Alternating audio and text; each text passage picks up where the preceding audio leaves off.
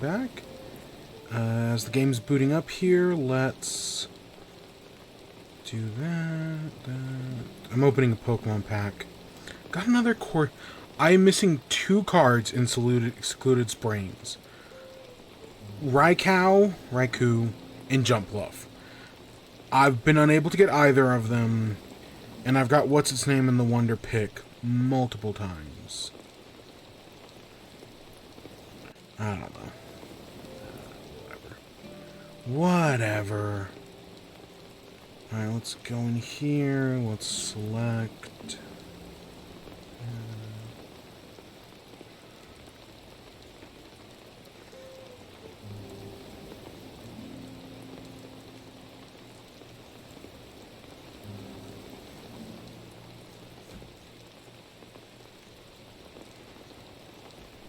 So we're back here in Galaxy, where we left off last time. What, we did Worlds 3 and 4? Something like that. We did like 3, 4, maybe 5. I don't remember. But we're back here, and we probably got another 2 hours to beat the game, if I had to guess. I don't know. We'll see. Let's get some lives from Toad.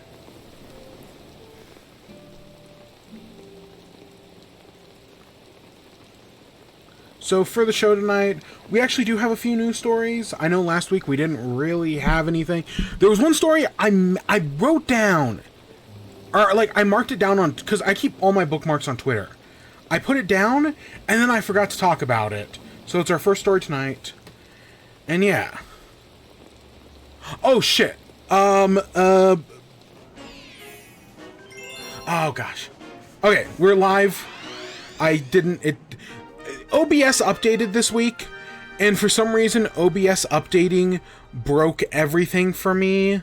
So when I switched over there, it didn't actually switch over for some reason, and I don't entirely... Oops.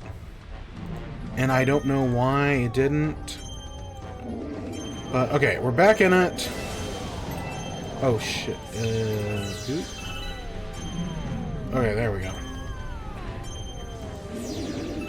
Alright, here we go. We're back. So, yeah, we're here in World, like, 5 or 6. How do I do this? Where we left... So, yeah, we've got one news story that we didn't talk about last week, with, specifically relating to Xbox and their price increases. And that story has actually developed since then. And then we've got, you know, there were some updates. We had a State of Play this week. And part of the reason we're doing the show on Saturday instead of Friday, there's 2 reasons. One is Batman. And then the other one, the bigger one in my opinion, is Minecraft Live. I knew Minecraft Live was Saturday, and so I intentionally delayed the show a week, just so that way we could do Minecraft Live. I cannot get that. Come on, come on, come on. So yeah, we do have a few news stories. And then, for WIBE, we do have... I really haven't played much. I played a little bit of Silksong. I played more Balatro this week, actually. I don't know why. I just kind of felt like playing Balatro. So I put some time into that. We got a few TV shows. I did watch Knights of Guinevere. I didn't do it last week for reasons. But this week, I have seen it. We got a South Park, and then we got Batman. Because I did watch the new Batman movie. Or not the new Batman. I did watch The Dark Knight Rises for the first time probably since I was in high school. I think the last time I saw The Dark Knight was probably like my senior year of high school. Because I saw it when it came out in theaters. I remember seeing it in theaters. And then I think the next time I saw it was, yeah, sometime after it came out in DVD, and then I haven't thought about it since. Because I did not like The Dark Knight, and we will talk about it. Oh boy, will we talk about it.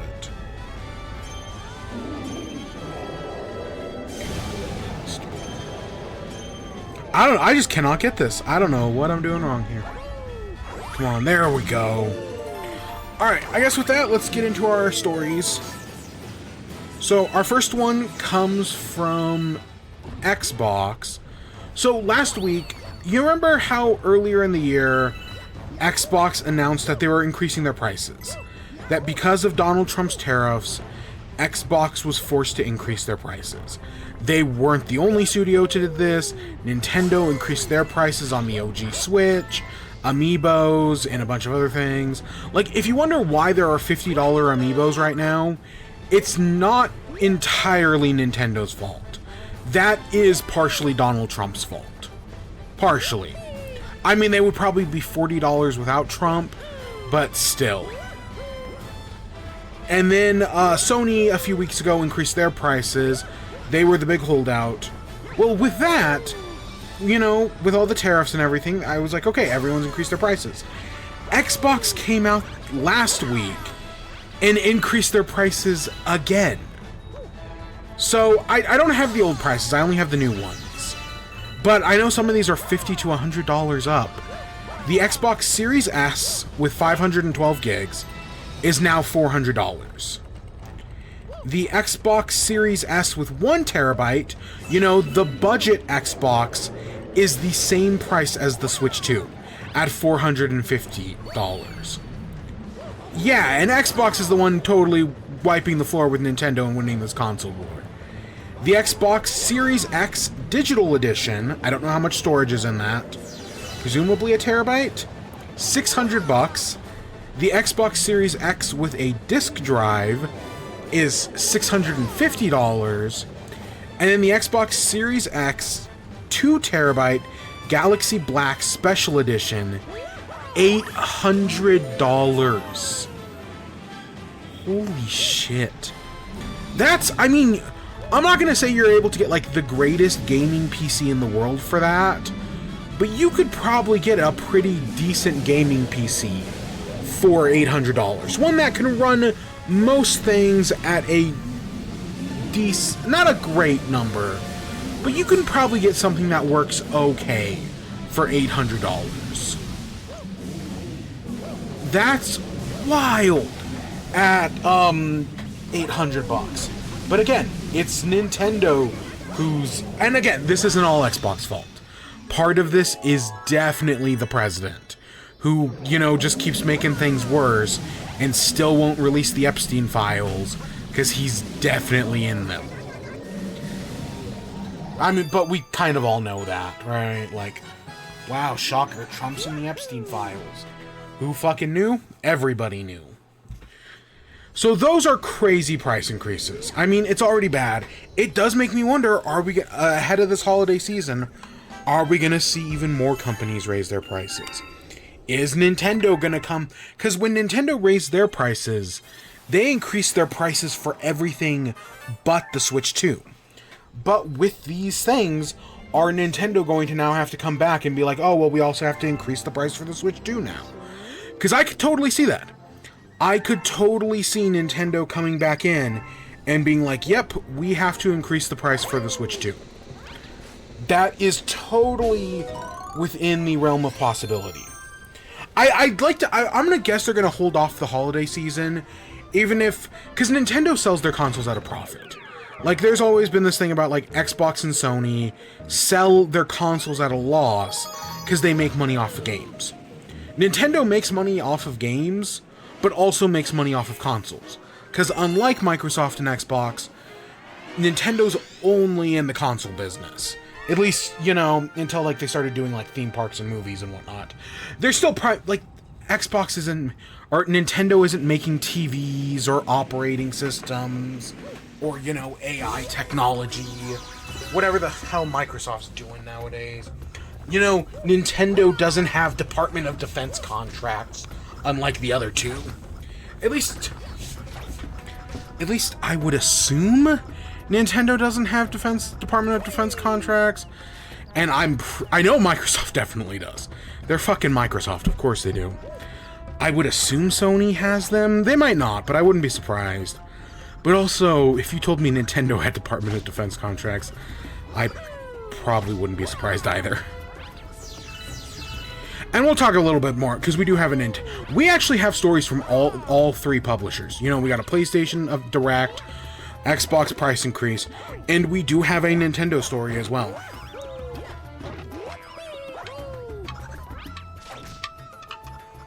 So yeah.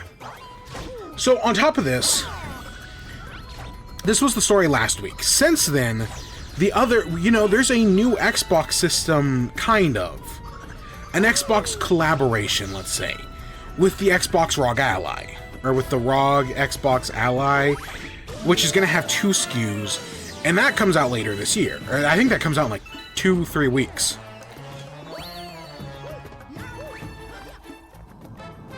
So up until this point, there had been rumors about the Xbox ROG Ally price. I want to say the rumors were $600 and $900. It might have been $550 and $900. I remember one of them was definitely $900. But so those had been the rumors. But earlier this week, I want to say on like Wednesday, Xbox finally came out and they did pre-orders for the ROG Ally, Xbox Ally X and just the normal ROG Xbox Ally. And the prices for those, the standard one, the ROG Xbox Ally, the, you know, the smaller one, the white one, is $600. $150 more than the Switch. And remember, these things are supposed to, according to, you know, some people and kind of Xbox themselves, these are supposed to be the Switch killer. This is the thing that's supposed to give Nintendo a run for its money. You know, the thing that not even, like, Valve could do. In which, you know, the Switch 2 has already outsold the Steam Deck's lifetime sales in, like, 2 months. So that's the first one, the base one. The ROG Xbox Ally X, which I might have these names wrong. I'm literally just going off a tweet from Mario64 here. The other one, the X one, $1,000. You can definitely get a game in PC. Again, a moderate one for that price. Holy shit. And again, I think part of this is the tariffs. This thing would probably easily be $100 cheaper, if not more, if it wasn't for Donald Trump's tariffs and, you know, him destroying the economy. But still, holy crap, $1,000. That's wild. That is wild. Because yeah, I'll give Steam credit for this. When they did their Steam Decks, I think the most expensive Steam Deck is cheaper than either one of these products. I think.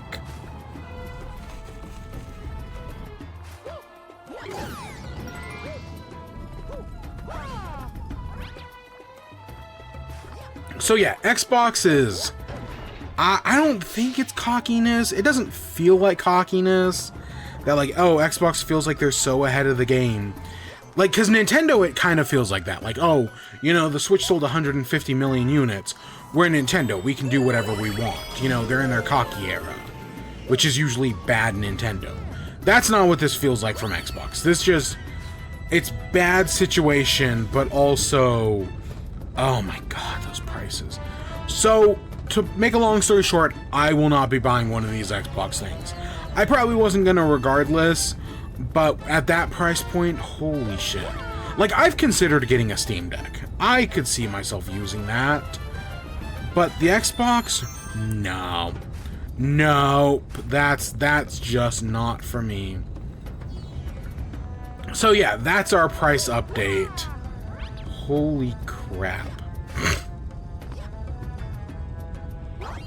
Shit.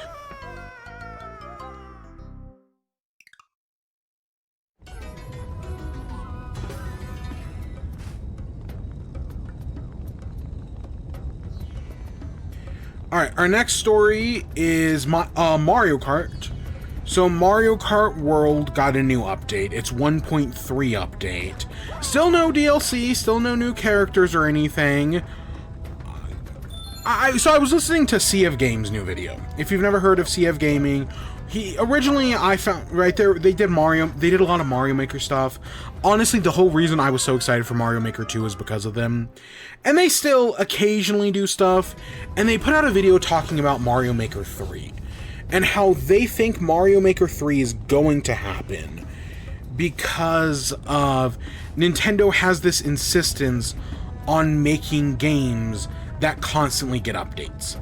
That, you know, looking at the new like most other companies, they will make games designed to continually get updates in seasons. You know, look at like Fortnite, or whatever this new Battlefield's gonna be, or Call of Duty, or, you know, anything else, the new Sonic racing game. You know, there's a specific word for it, but, you know, they're supposed to continually be updated. Nintendo does that, but they do that, all those games I just mentioned are single-player games. Or multiplayer, I mean. All those games I just mentioned are multiplayer games. Nintendo does that for their single-player games. And that's why they think Mario Maker 3 is going to come out, because Nintendo wants to keep doing games like this, but they keep wanting to make them single-player. But Mario Kart's their chance to do it multiplayer. Do I? Maybe I do. And you know what? I agree with that perspective. I see what Nintendo's doing, how they keep putting out updates for things. I totally get that. My thing is, they you know, CF makes that assertion, and again, I kind of agree with him, but my one problem is Mario Kart. You have this new Mario Kart that, you know, if this was any other game, again, look at the new Sonic, it would have already gotten at least like 2 updates by this point. Added some new tracks, added some new characters at the minimum. And we've got nothing. So, there is a part, you know, I know Nintendo's big on DLC. You know, they're one of the few companies that even though people are mad at them right now for announcing DLC before the new Pokemon games come out, I legitimately think that's small potatoes. Because Nintendo is one of the better DLC companies. Just being honest. I know people are mad at the new Donkey Kong DLC, and how it basically feels like something was cut out of the game, and, you know, they took some post-game stuff. I see that. I get it. Yeah, let's just say I get it. But, where was I going with this? I know people are big mad at Nintendo right now, and I feel like no matter what they do, they're gonna get people mad at them. Nintendo's better than DLC than, like, other companies. I still think, like, companies like Activision Blizzard and EA and Ubisoft are way worse. But that's just my take on it.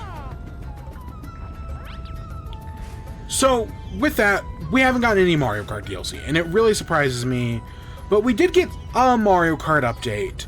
And one of the biggest complaints I and other people have had with the game is that in the free roam single player stuff, there are a bunch of P-switches, question mark panels, and Peach medallions you have to collect. But the game doesn't actually keep track of which ones you collected or not. There was no way in the game to look at a menu and see like, oh, well, I've gotten this one, I've gotten this one. The only way you could tell is based on the badges you've received. And of course, people made their own website to keep track of these things. So it was like, okay, that's, you know, this is one of those things that very obviously somebody should have thought of during development, and it was very weird that they didn't. But in this most recent update, on the map screen, it now displays which P-switches you found, which question marks you found, and which, well, it always kind of just, because question marks are only on the courses, so those ones were always easy to do, but the P-switches and the Peach medallions sucked. Especially because there are 400 P-switches, and I want to say there's like 100 medallions and like 100 question mark panels, or something like that. Probably more question mark panels. It's always just kind of sucked, you know, to collect everything. Not that people haven't done it. People totally have. But, you know, it's nice. Like in any other open world game, Breath of the Wild, you know, another Nintendo game, they thought ahead. You can see everything on your map. And I just don't know how Nintendo... It's like, if I didn't know any better, Mario Kart World feels like Nintendo's first ever attempt at an open world game. Like, if you were to show somebody Mario Kart World, it'd be like, okay, this is their first ever time making an open world game, when in fact Nintendo's responsible for one of the greatest open world games of all time. You couldn't tell that playing Mario Kart World. So I think this is a welcome addition. I'm happy this is here. This is desperately needed.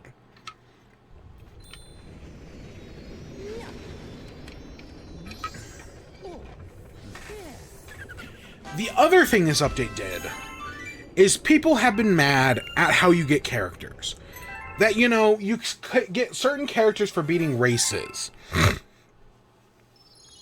But for other characters, there's no way to get them. Like, the only way to is that you have to be playing a race, be in a certain location, and then have someone use the Kamek item on you. And then you'll get that character. And it's just weirdly convoluted. It's very much like if there were like 4 different ways to unlock a character, and that was one of them, I'd be like, yeah, okay, that makes sense. That's a very Nintendo move. But the fact that it was the only way to unlock the character was actually really stupid. But again, that's also a very Nintendo doing something stupid. Oh wow, that doesn't surprise me at all, actually. So my thing was always like, oh, you know, it would have been cool as if when you're in the open world, you could, you know, run into one of these other racers, challenge them to a custom race, and then when you beat them, you unlock the character. Like any other game would do that. Like, you know, like a Burnout Paradise or a Forza. I'm not saying those games do that. I honestly don't know. But no, Nintendo just didn't think of that. Now, in the most recent update, they have added another way to get characters. There's, in the free roam, there is a UFO mount. You can basically drive into a UFO, and you become a UFO. It's kind of neat. It's one of those little things, kind of like the boats and the planes and the trucks. Well, now, in the most recent update, they made it so that, let's say you become a UFO, and then you drive around and you abduct, like, the fishbone. Well, you know, one of the harder ones to get. If you abduct the fishbone, after you leave the UFO, you will become the fishbone and unlock that character. So they now added a way in free roam for you to unlock all the characters. Which, yeah, just makes sense. It's one of those things that should have always been there. Again, it feels like this is Nintendo's first ever attempt at doing an open world game, even though they created one of the greatest open world games of all time. How did we get here? I have no idea. Still like Mario Kart World, but fuck, man. It's got a lot of bullshit like that. Because, you know, it's Nintendo. So yeah, I do think this is a good update. I feel like this added some things that, you know, we did need. So I'm happy for that. But I'm just waiting for something big, man. It's even just a, like, because this could totally be a Mario Odyssey thing where we just get nothing. I have not ruled that out yet. I really hope I'm wrong. But if Nintendo was like, nah, we don't want to do, you know, continued Mario Kart DLC. The only reason we made DLC for Mario Kart 8 is because we're desperate. I could totally see Nintendo saying something like that. Specifically because they kind of already have for some other things. But I guess we'll just have to, you know, wait and see. Our next story is the State of Play. We got a State of Play. There had been rumors about one. We talked about those rumors a few weeks ago. The one big thing was Wolverine. I do want to play the Wolverine game. I am excited for that. But, you know, that's going to be a ways away. So what about everything else? Overall, I think it's an okay State of Play. I wasn't too impressed, but I wasn't, like, disappointed either. It's kind of middle of the road. You know, if Nintendo is known for their farming games, State of Plays are known for their anime RPGs. And there was a lot of anime RPGs, I'll say that.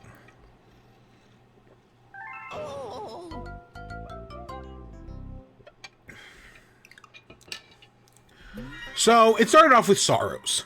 This is the new game from the developers who did Returnal, who I cannot remember the name of the studio. Housemarque? It's not Housemarque. It's not Bloober Team.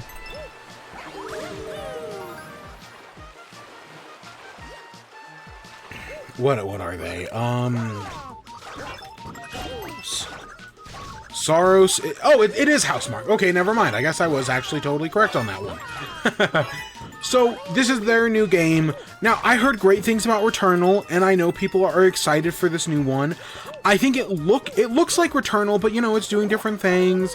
It looks like it's going to be more refined. Hopefully, if Ghost of Yotai is anything to go by this week. Again, different developers, different teams. But I've reading and listening to reviews of Ghost of Yotai. my big takeaway is a lot of people's problems with the first one have been solved in the second one. And I know people had problems with Returnal. So if they're going to go in and be like, oh, in Saros, we're going to fix all those problems, I think that's great. I really do. I am excited for that on that front. Things I did, I like Raul Cool. He's great. So I'm excited to see him in this. And yeah, the gameplay, it looks very orange. And again, I've been reading the second Dune book right now. And so I just think a lot about that. But overall, I do think it looks good. Yeah. You know, it's... I need to play Returnal. I think that's the other thing, is that I don't really have a good frame of reference because I never played Returnal. But I really should, and maybe I'll appreciate it more once I do. Potentially. And that got a release date of March 20th next year. So that's cool. Honestly, I did not expect it to get a release date. Because, you know, a lot of things next year aren't. But no, that's actually a lot sooner than we thought. For some reason, I have my notes 2025. Now it's 2026. Next up was Zero Paradise, or Paradise. This is the new game made by ZAUM. It looks a lot like Disco Elysium. But do not be fooled. All the developers who made Disco Elysium, like the actual... not the company, but the people who made that game no longer work at ZAUM. There was a big schism in ZAUM's church. A lot of people left, a lot of the high-up creative people. So whatever this new game, it may look like Disco Elysium, and it could be good. It's totally possible that, you know, they brought in some new people, and the new people are gonna make a good game. I'm not gonna rule that out. But if you're expecting Disco Elysium 2, do not expect Disco Elysium 2. This is not going to be Disco Elysium 2. Just be aware of that. But yeah, it got a 2026 release date. And yeah, it just looks like Disco Elysium, but I know it's not. Next up, Microsoft Flight Sim. Another Xbox game coming to PlayStation. You know, I've always wanted to play Flight Sim. I've always kind of been interested, but I never have. And it's getting VR support for PSVR 2. That's cool. Deus Ex is getting a remaster. I like that in theory. I've actually never played a Deus Ex. I know they are very, like, important, influential games, but I've never actually played one. So, yeah, you know, maybe this will, depending on what systems it releases on, maybe this will finally be an excuse for me to check out Disco Elysium. Or for Deus Ex, I mean. Maybe an excuse to finally check out Deus Ex. And that comes out February 5th, 2026. Next up is Halloween. You know, we've gotten so many of these slasher, killer, asynchronous games.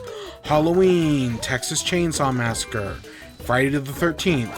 I don't think we've gotten a Freddy Krueger one, but we've gotten a bunch of these. Predator, there might have been an Alien one. I don't know. If I'm being honest, I don't care about any of these games. I don't even care about Dead by Daylight. A game that I have fun watching, but is literally the opposite of fun to play. It can't, like, if people, you know, if you see people who know what they're doing, Astral Spiff did a charity thing where it was him and a bunch of others raising money for charity playing Dead by Daylight. And that was if you have not seen, he made a video out of it. It's like 2 hours long. It's really good. I do highly recommend it.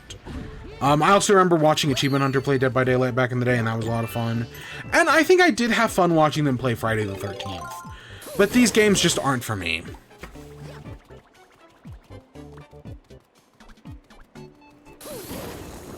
Next up is Last Epoch. This is a MMORPG question mark? I'll be honest, I'm not entirely sure what this is. But hey, it's coming to PS5. It's currently in development for PS5 for people who are excited for that, I guess. And then I guess it's getting a major update, Ouroboros, which is coming out later. Basically, when it comes out on PS5, the big Ouroboros update will also be coming out then. So for people who are excited for that, there you go. We're getting a 7 Deadly Sins game that I might already be out in like Steam and whatnot. Maybe it's not, but maybe it got a release date. I'm not entirely sure. But it's coming out in January 28th, 2026. And I don't know, Seven Deadly Sins is one of those things I've never cared about. Like, I've definitely heard of the anime, but I've never watched it. And I've heard, I think it's the second season sucks. I want to say that's one of those animes where it's like, yeah, you know, it seems good, but then, like, the second season just kind of completely ruins everything. I think that's Seven Deadly Sins. I could be thinking of something else, but I don't think I am. We got Sonic Racing. Again, you know, people are all mad at Nintendo for announcing DLC for a game that hasn't come out yet. Meanwhile, fucking Sonic Racing has announced, like, 7 DLCs. All before because this was announced the day before the game came out. And they had already announced, you know, a Minecraft DLC, a Hatsune Miku DLC, an Avatar The Last Airbender DLC, a Teenage Mutant Ninja Turtle DLC. We had all these DLCs for the new Sonic Racing game, and nobody gave a shit. And people only are mad at Pokemon because they're mad at Pokemon and Nintendo. That's it. This doesn't matter. Like, the whole Pokemon thing is blown way out of proportion. And the whole Donkey Kong thing. Because, you know, people look at Sonic. Nobody gives a shit. I don't know. Listen, if you want to be mad at Nintendo, be mad at Nintendo. But if you're going to pick apart these reasons, be consistent. You know, if you're going to call bullshit, I expect you to call bullshit on everything. You know, don't just be mad at Nintendo and call bullshit on them, and then not call bullshit on anybody else.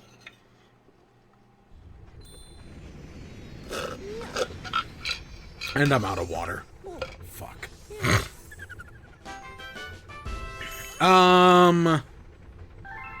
Let's see. Neo 3 got a release date for February 6th. I know people really like the first one. I remember a lot of people talking about Neo. I didn't really hear much about the second one, so I really couldn't tell you anything about it. But hey, they're making a third one. They're doing a Dynasty Warriors remaster. They're remastering Dynasty Warriors 3 Complete Edition. Okay, I think that's one of the good ones. I'm not entirely sure. And that comes out March 19th.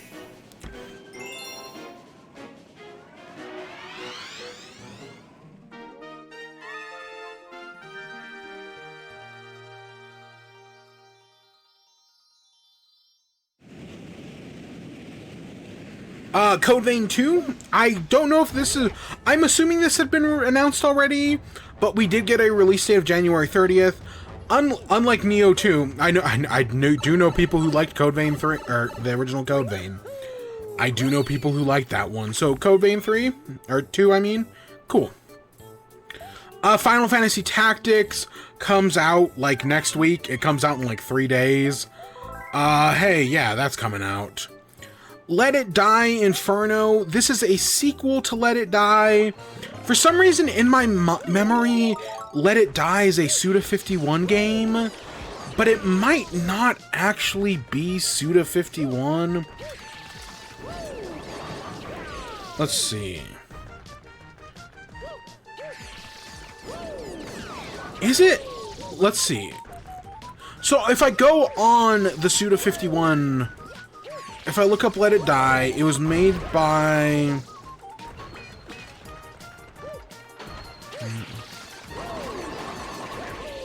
Yeah, okay, I'm like 90% sure Let It Die was a Suda51 thing. It may not be him exactly, but it may just be like his studio. But I know there's some sort of connection to Suda51. So, this is a sequel. Okay, they're doing another one. I don't know anything about the original. Again, it's one of those things where you hope the sequel fixes all of it, but you have no idea. Chronoscript, this is... Did you remember Plucky Squire? It was like, oh, look at this game with this cool art style. ChronoScript is basically the same thing. It's like, hey, look at this game with this cool art style where you're inside, like, books and scrolls, and you can jump out of them.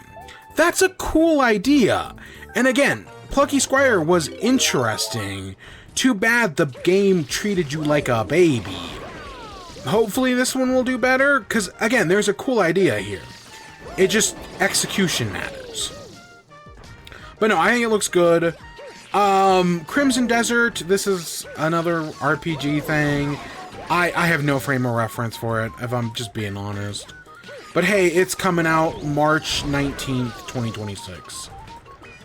Next up, Sony talked about hardware, because, you know, they are a hardware thing. They do TVs and whatnot. And they're doing wireless speakers. So they're doing the Pulse Elevate wireless speakers. These are 2 speakers. I'm pretty sure it's a package of 2. They are wireless, but they have like a charging stand. And you just have this like USB dongle that you can plug into a computer. You can plug into your PS5. I guess maybe through Bluetooth it can connect to a PS Portal. And yeah, you'll just be able to use it on all your devices. That's cool. You know, if some good wireless speakers. If I, honestly, it's one of those things where if I didn't have the one I currently do, I might consider it, because I don't have speakers for my PC. If I want to listen to my PC, for the past, like, few years, I've had to use headphones. But earlier this year, I got on sale a Soundcore Boom 3i. It's a little speaker, you know, it lights up and everything. And it's a nice speaker. It works for what I need it for. It's pretty nice. I can hook it up to my phone and listen to my sound booth audio, Dungeon Crawler Carl, which, God, the new Dungeon Crawler Carl book came out this week. I still haven't finished book 6. You know, The Inevitable Ruin is out, and I still haven't finished Eyes of the Bedlam Bride. Like, fuck, man. I gotta work on that. I really do. I mean, yeah, you know, it's PlayStation. They always like to talk about their hardware stuff, especially when it relates to their consoles. And they talked about PS Plus. Hey, our PS Plus games for October. Alan Wake 2, fantastic game. Like, that's a great PS Plus game. Because I'm pretty sure they've given away both Alan Wake and Control as previous PS Plus games. So getting Alan Wake 2, fantastic. We're getting Goat Sim 3, which, if you've ever played Goat Sim, you know, they're like wacky, like, physics games. I would say Goat Sim 3 is probably the best one, though. It's you know, it's dumb, but it's kind of fun.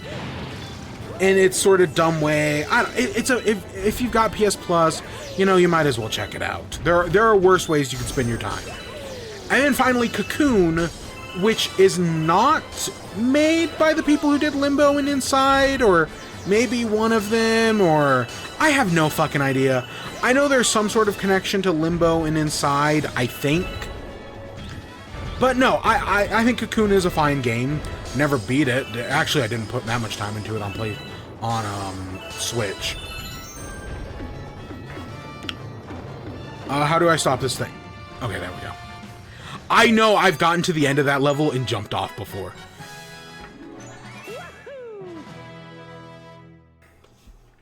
But yeah, other things, they did manage to mention The Last of Us 2. The Last of Us 2 is coming to PS Plus Extra. So that's a thing that's happening. And then they're also adding Tekken 3, Soul Calibur 3, and Tomb Raider Anniversary to PS Plus Premium Classics. Okay, whatever.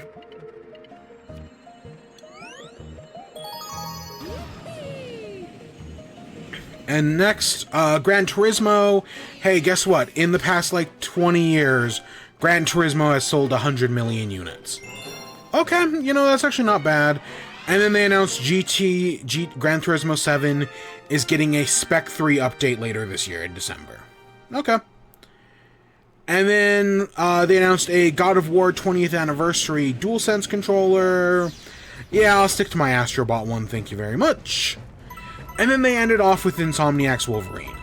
Yes, I am excited for this game. I know people really hate Spider-Man 2. Some of that hate's deserved, some of it I don't think is. I think it's a perfectly fine game. Yes, did people blow it up as too much of, like, best game ever? Yes, they definitely did. But it is a perfectly fine game. I enjoyed my time with it. I have issues, but yeah, I enjoyed it. So, you know, them doing a Wolverine, it does, I do like it. I've seen a lot of people be like, oh, well, I bet all the combos in this game are just going to be X, X, X, X, X, triangle, X. Like, you see him doing all these, like, things, like, oh, he's putting his head through, he's putting his claws through people's heads, cutting people in half, doing all these cool things. And it's like, I bet that's just the X button. Because, you know, it's a superhero game. Hey, what's up? How's it going? But no, I think Wolverine looks good. You know, we're going to be traveling across the world. We see a bunch of different costumes, you know. You've got, like, a relaxation costume. You've got a classic outfit. You know, you've got some fun stuff. Oh, God. XX. Oh, it's... What is it? 2008 Xbox Live era again? But no, the Wolverine, it looks bloody. It looks violent. Okay, so here's my thing with violence. I don't want to come off as a prude. I really don't. But I definitely feel like if you're going to do violence in your game or your movie, it needs to be doing something. Violence for violence sake is just kind of boring. I want you to, like, that's one of my problems with Mortal Kombat. Mortal Kombat does violence for violence sake, and it's just kind of boring. And it's like, oh, we're looking for, like, shock reactions. I don't give a shit about that. No, I want, right, like I think of the new movie, The Long Walk, the Stephen King movie. That one, I was reading an interview. Stephen King refused to have The Long Walk made into a movie unless they kept in the scenes of the children, young adults, whatever, of them being murdered. Like, he wanted to show the deaths on screen because the violence was saying something. Because, you know, originally The Long Walk was like a metaphor for the Vietnam War or something. And you know what? He's right. I think that makes the movie more impactful. So when I see all this violence in, like, Mortal Kombat or in the new Wolverine, I'm like, are you saying something? Or are you just doing violence for violence sake? Because if you're doing violence for violence sake, that's just kind of boring. So, I don't know, we'll see. But I think everything we see looks fine. They're making a... Yeah, I know they're making a Clayface movie. Did you know Clayface is gay? As I don't remember who I was watching, but someone was explaining that when Clayface was first created, he was originally like a gay metaphor that, you know, was like, because, you know, they couldn't actually say it, so they had to be like more subtle. And I was like, oh, that's interesting. Yeah, I guess Matt Hagen is the original Clayface, or one of them anyways. And I'm like, oh, that's interesting. I never knew that. So yeah, we'll see if any of that works its way into the movie. Spoiler alert, I guess. Yeah. Well, that just makes me more interested in seeing it. Like, especially if they're gonna work some of that stuff in there, which it looks like they are. Like, yeah, as a metaphor goes, that's an interesting metaphor. Yeah, no. Actually, so we'll talk about The Dark Knight later. The guy who created Clayface in the animated series is one of the villains in The Dark Knight Rises. I didn't even realize it. And I actually did watch the Clayface episode of Batman the Animated Series. And it actually bears a striking resemblance to The Dark Knight Rises. Like, there are certain aspects from that episode that are literally just in The Dark Knight Rises. We'll talk about it in like an hour. So yeah. Anything else from the Wolverine game? Oh, we're seeing Sentinels. You know, the mutant hunting Sentinels are going to be in there. And the Mystique is going to be in there. That's cool. You know, if we're playing, as long as Mystique doesn't play like Mary Jane, I'd actually be totally down to play as Mystique. I think that would be cool. And then the game comes out in fall of next year. So we're at least like a year away from Wolverine coming out. But we're going to find out more info in the spring. I still need to watch the Superman movie. I wanted to watch it in theaters. I'm able to get to it now. It's on stream. Should I just watch it? Yeah. Oh, yeah. Definitely. Superman is great. It is so good. Yeah. Just watch. If it's on HBO Max, it's totally worth your time.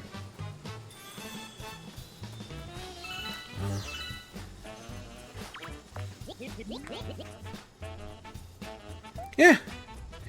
I don't know. I stand by. HBO Max used to be one of the good streaming services. Sure, David Zaslav's an asshole, but it used to have a lot of content, and then David Zaslav was such an asshole that he kept taking content off of HBO Max and made it a worse streaming service because of it. But it's still not half bad in my opinion. And it is on HBO Max. I literally, when I went to watch Batman, when I went to look at things, because I'm going to be watching, next week I'm going to watch The Batman. And I was like, is that still on Max? And yeah, I saw Superman is there as well. So yeah, anything else for Wolverine or the state of play? Overall, I thought the state of play was fine, right? I'm interested in Soros. I'm excited for Wolverine. But everything else, was just kind of there. I feel for my personal taste, they're probably missing like one announcement where I was like, oh yeah, that's cool. I'm excited for that. And they just didn't really have anything. Again, a lot of like RPGs and whatnot, which just aren't. Not that I hate RPGs, it's just I don't have the time. Netflix, Disney Plus, Prime Video. It came with Amazon Prime, Crunchyroll. Yeah. Honestly, I hate Netflix. The only good thing, Netflix, yeah, that's exactly it. Like, I still have my parents' Netflix subscription. The only good things on Netflix are, your K-pop Demon Hunters and your anything Tim Robinson makes. Detroiters, I Think You Should Leave. That's it. If it wasn't for those, like, two things, I definitely would have gotten rid of Netflix.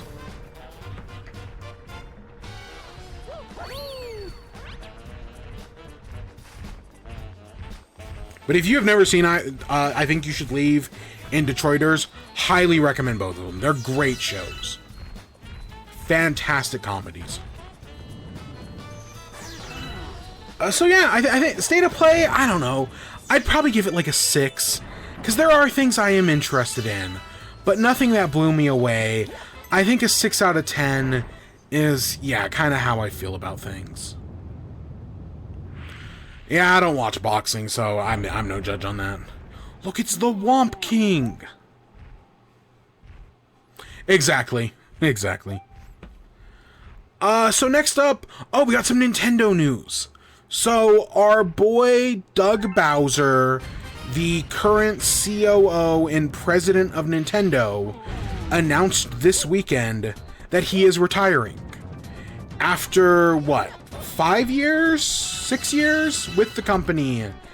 As of December 31st, 2025, will be Doug Bowser's last day. And, I'm honestly, because I feel like Reggie was CEO for so long. Reggie was CEO for at least a decade. Doug Bowser, I was kind of surprised that, he's only retiring after like 6 years. Oh, I'm not scared at all. Never see K-pop Demon Hunters. I'll not be like. Oh, the animation's beautiful. The animation was beautiful. Yes, it's choppy, but that's intentional. They're doing something stylistic. It's great. Some great fight scenes. But yeah, so I know Doug Bowser retiring, has people worried. I don't think people should be worried. But I also don't think... See, here's the thing. The president of Nintendo of America does matter, but it also really doesn't matter. Because at the end of the day, Nintendo of Japan is the one making all the decisions. They're the one who choose what's happening. And, the president of Nintendo of America will try to, fight for the US market. But at the end of the day, whatever Nintendo of Japan says goes. So, yeah. And you know, yes, Reggie was a better COO and president, but he also wasn't great. I know we like Reggie, but Reggie had his issues. Reggie originally came out against indie games in like 2009. Reggie said, "Oh, us at Nintendo, we don't want any indie games on the Wii. Those aren't worth our time."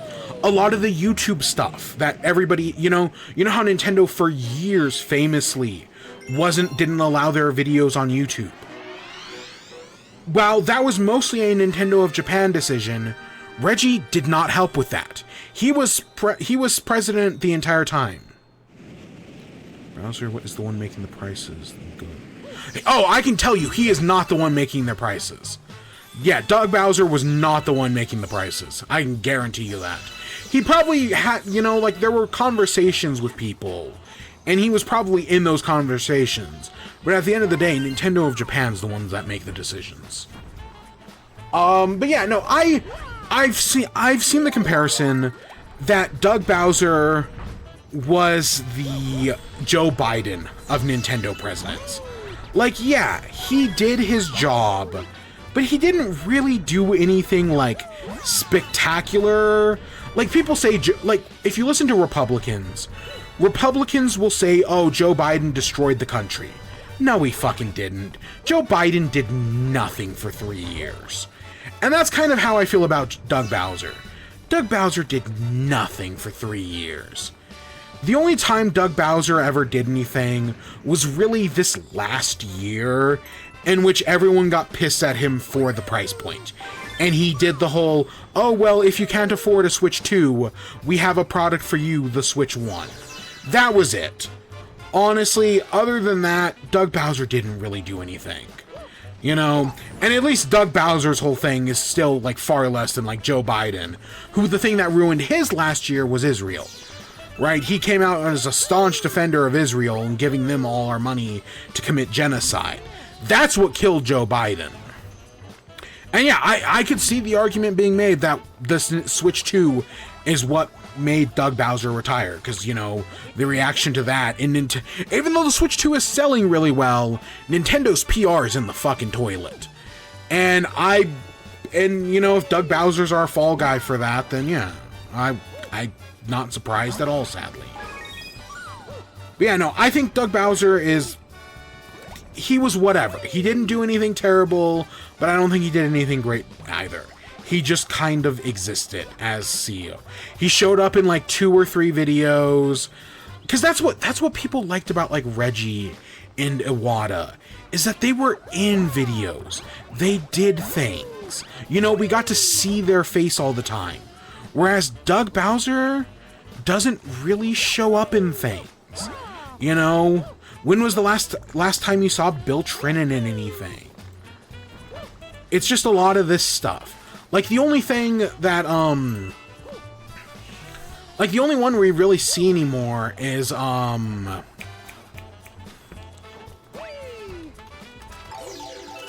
what's his name? Well, we see Miyamoto. But the only one we really see anymore is Koizumi. Koizumi has kind of become the head guy. Whenever Nintendo's doing a presentation, you will always see Koizumi there. He's kind of the one. But other than that, yeah, Nintendo really... Because, yeah, Doug didn't do anything. None of the... I mean, I don't even honestly know who Nintendo's current CEO is. For Nintendo of Japan, anyways. But yeah. Yeah, Doug Bowser... So, just some things about Doug Bowser. He joined Nintendo in 2006. So he's been he worked at the company for almost 20 years. He was president in 2019. I've actually, with all that, a lot of people are mad at Doug Bowser right now. I've actually never heard anything bad about the guy. From everyone I know who has met him, he seems like a really nice person. I never met him myself, obviously. But everyone I know who has met him say that, yeah, he's a really lovely guy to talk to. So I've got no ill will towards him, but... And so, who is the new president of Nintendo? Nintendo of America, I want to be clear. Everything I say, whenever I say president and COO, I'm talking specifically about Nintendo of America.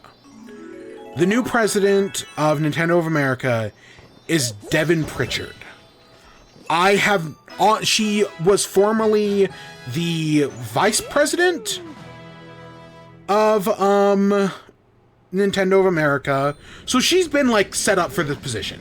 It's not like they're just picking some random Joe Schmo. No, she went from vice president to president. Yeah, it is Furukawa, isn't it? I still have you, I mean, when was the, have you ever seen it? Like, have you ever seen Furukawa in any of these directs or anything? No, you haven't. You saw Iwata at every one.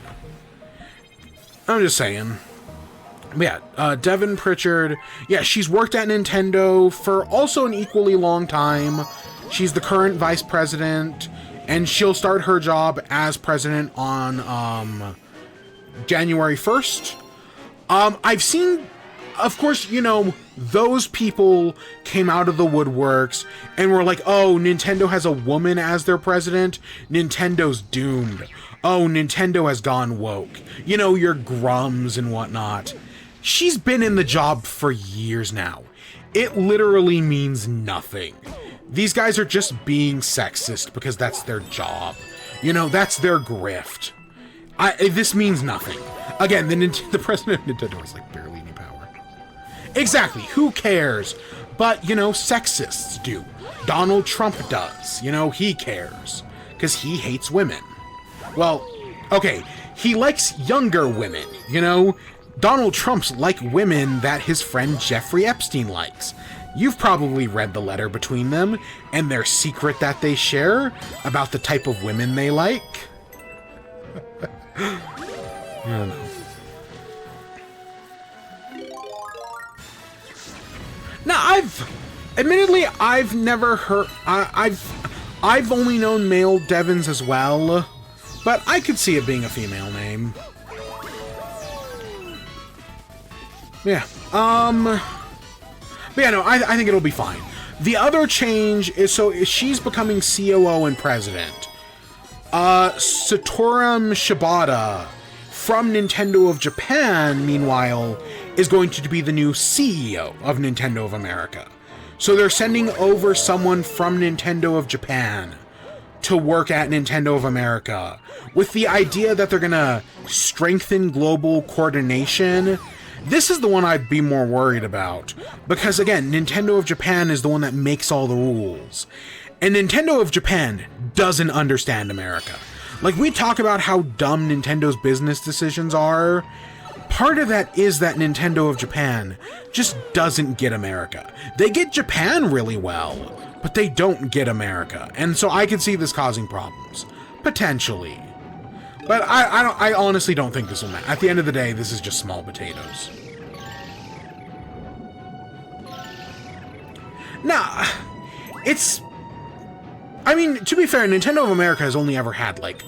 Devin will be, I think, the 5th president. And yeah, things during... The first 2 presidents of Nintendo of America definitely struggled a bit more. Yeah, fair. That's why Nintendo of America exists, to help them understand the American market more. And then the Nintendo of America president has no power to actually make decisions on stuff in the American market. Which is, you know, how we get some of those financial decisions. And how certain games, Mother 3, Fire Emblem, Xenoblade, don't come out in America for years, if ever. Because, you know, Nintendo doesn't think they'll sell well in America. And then Fire Emblem sells 1 million units. And Xenoblade has now become a major franchise. And Mother 3, well, okay, nothing's happened with Mother 3, but my point is still valid.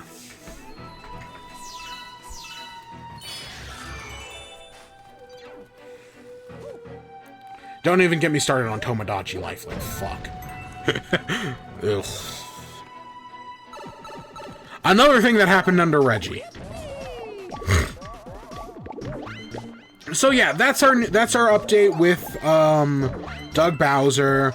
You know, hopefully he enjoys his retirement. That's really all I gotta say on that. You know, whatever. I'm Uchiha CEO. So our last news story is Minecraft. today was Minecraft Live, where I don't think we had we got the release date for the new update. I don't think we had this release date. Maybe we did. I mean, it's literally like 3 days. But we got the release date for the new game drop. And then we got a hint at the next update. Minecraft Live is kind of like the Pokemon showcases, where if you ever watched a Pokemon showcase... Crap. A Pokemon showcase is 15 minutes of shit you don't care about. 10 minutes of like, hey, here's like a special event or an animation. And then the last 5 minutes is stuff that actually like you are interested in. Same thing was true with like a Minecraft showcase. It's like, they're like 25 minutes. 15 of those minutes are stuff you don't care about. And then they spend like 5 talking about stuff you actually like. Now, to be fair, this was one of the shorter Minecraft Lives, and there was a lot less bullshit. Still some bullshit. They did a Happy Gas music video, which, okay, it's cute, whatever. They did a video about how to play Minecraft, which I get. The point of the video was like, oh, everybody plays Minecraft differently. Fair. I understand the point. But I'm kind of starting to wonder, you know, Minecraft is one of those games where, you know, everybody plays it differently. There is no one right way to play Minecraft. But when it comes to Mojang, they have a specific way they want you to play the game. And I feel like all the updates they do shift you to playing that certain way, which is not how a lot of people... I say that, there are over 100 million people that play Minecraft. So who knows, maybe I am wrong. You know, I said a while ago that, like, if you're making an iron farm in Minecraft, the way I play the game and the way you play the game are so drastically different, we might as well be playing 2 completely different games. But with that said, I think the way Mojang plays Minecraft is different from either of us as well. So the first big thing is the Copper update. The Age of Copper, the update comes out in 3 days. You know, a Copper Golem, Copper Armor, all that stuff for the game drop. I like the Copper Golem. I think it's cute. I think some of the stuff they've done with it is cute. We will probably next weekend be doing a Minecraft stream where we check out the new update. Hopefully there's a new achievement. You know, I love me my Minecraft achievement hunting. So we'll do another Minecraft achievement hunt in the Copper update. And if there are no new achievements, we'll check it out anyways, just to kind of like do it, just for the point, you know, just to see what the new stuff is. We'll jump back into our base, you know, our island house. So that's the first big thing. The next big thing is, what is the next game drop? So the big thing in the next game drop is the Nautilus. Minecraft has added a new mob called the Nautilus, based off of the Nautilus shell, which was already in the game. The Nautilus are they're Lord Helix from Pokemon. They're little like shells, they're square, and then they've got like the actual creature sticking out of the shells, and you can ride them. You can tame the Nautilus with pufferfish, and then ride them around underwater, the same way you would ride like a Happy Gas or a horse. I'm not going to say it's like a boat. I'd compare it more to a submarine, where you're underwater and you're riding around. And overall, I think they're a fine addition. Like, basically, Mojang states their intentions are that the Happy Gas was added to make it easier for players to build in the sky. The Nautilus is being added to make it easier for players to build in the water, to make underwater bases. I think that's a good idea. Some of the features they're doing, they kind of move. I think they move like the Happy Gas. They move based on where you're looking. They have a dash, so that way they can swim around faster. While you're riding the Nautilus, you don't have to have like a water breathing potion. In fact, while you're in the Nautilus, breathing, right, the Nautilus gives you like a special effect that pauses your breath meter. So you don't have to worry about breathing while underwater. That's great. I think that's a great feature. So that way, you know, you could, in theory, use it to go wherever you want. While doing it, of course, you can place blocks, you can use weapons, all that. There is Nautilus armor. So you can't make armor out of Nautilus shells. But you can give your Nautilus, like, gold, iron, copper armor. You know, kind of like horse armor. So there's Nautilus armor, which I think is, you know, sure. They have not said if the Nautilus will drop any Nautilus shells. Because if you don't know, the Nautilus shells are what's used to craft the conduit. And so they haven't said, like, oh, can you use the Nautilus shell to craft, you know, if you kill a Nautilus, will it drop a conduit? Or, you know, Nautilus shell. And they haven't said. I think, and I don't know why, as far as I know, this doesn't work. Mojang added a thing where, with the armadillo, where if you brush the armadillo, it'll drop scute. And then I thought, like, oh, well, they should add that to the turtle. That if you brush the turtle, it'll also drop scute. Because if you have ever tried to get scute from a turtle, it sucks. It really sucks. So I kind of hope you can brush the Nautilus to get Nautilus shells, because that would make getting a conduit so much easier, and having an easy way to get a conduit would encourage me to build an underwater base. It really would. Do you follow Pokemon on Twitch? No, I don't, but I do know they stream that only because of Failboat. Because I saw Failboat did like a rock, paper, scissors tournament, and one of the people in his rock, paper, scissors tournament was the Pokemon Twitch channel. Yeah. So that's the first big thing. They've added the Nautilus. They've added a zombie Nautilus as well. So there's going to be a zombie Nautilus that can be ridden by drowns. And the drowns will ride them around. The drowns can use tridents. So now, you know, drowns with tridents can already be a pain in the ass. But now they're going to be able to chase after you on a Nautilus. That sucks. This might suck. I don't know. But that does scare me. So that's all the underwater stuff. The other thing that they're adding a new weapon. You know, the last weapon we got in Minecraft was the mace. A weapon I love, by the way. It may suck to get. It really sucks to get a mace, but the maces are really cool. They're adding a new weapon called the spear. It's crafted with 2 sticks and then iron, gold, diamond, or netherite. And you can jab with it, you know, kind of like the trident. Or you can charge with it. They have added horse jousting to Minecraft. Shit. But it's not just horse drafting. You can do horses, you can do Nautilus jousting, you can do Elytra jousting. In theory, you might be able to do pig jousting. I don't know, I'll leave that to somebody else to figure out. But I think this is a cool weapon. It seems pretty cheap to get. Uncle Failboat is hilarious. I found out about him in Animal Crossing. Wow, Failboat is Unk, really? Because I'm closer to his age than you might think. Okay, no, I'm not. Actually, how old is Failboat?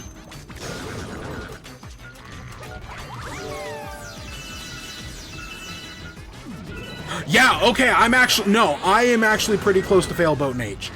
Holy shit. If he's Unk, then what does that make me? Oh, shit.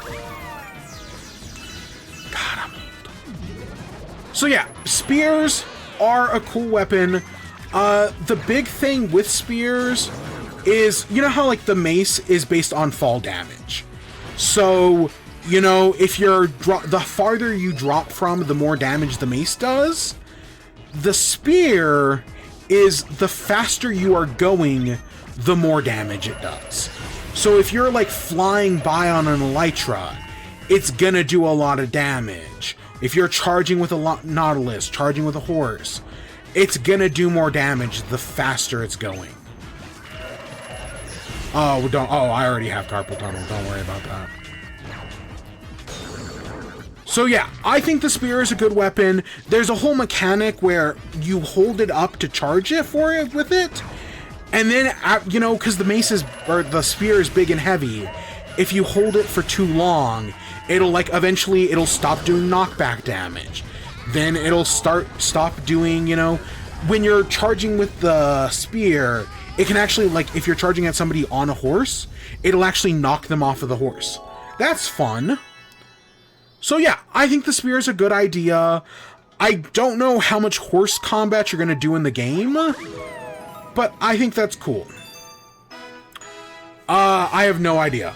All I know is I have to do this, like, wrist massage thing to, you know, make the carpal tunnel in theory not as bad.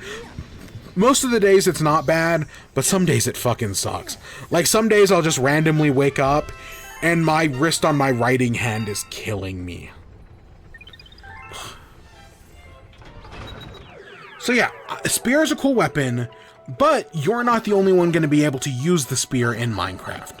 Because they also revealed that, hey, you know those zombie horses that have been in Minecraft for years now and haven't done anything?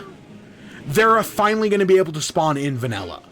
So in theory, in Minecraft, you can now find zombie horses, and zombies will be riding them with spears. So, you know, I feel like it's going to be like Breath of the Wild, where you come across some horse bokoblins, and they'll just run up to you and, like, knock you off your horse and whatnot. That's going to be in Minecraft now. But yeah, so I you know, that's cool. I like the spear as a new weapon. I don't think this is huge. Like, I definitely felt like the Happy Ghast was, like, a bigger deal. But I think this update looks fine. They did reveal the name. You know, in previous game drops, they've kind of waited till the last minute to give a name. No, this time we have the name Mounts of Mayhem. Now, I want to be clear, this is not everything that's going to be in the next game drop. There's always some stuff they keep secret, so we're definitely going to find out some more info. If they're calling it Mounts of Mayhem, that gives me hope that they're going to do more mount stuff. You know, maybe potentially we're going to be able to saddle any mob. You know, give us some more, make mount combat a bigger thing. I don't know. I feel like there's potential here to do some interesting stuff. Because, do you know, is the minecart, remember when they made minecarts faster? Is that actually in the game yet? I know that was in preview for a while. I don't think that was ever actually added to the game.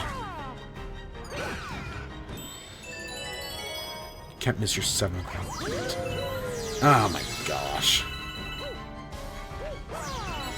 But yeah, I think the minecart thing, if that isn't in the game yet, where like they doubled the minecart speed and allowed you to do like custom speeds, I could see that being added in this update.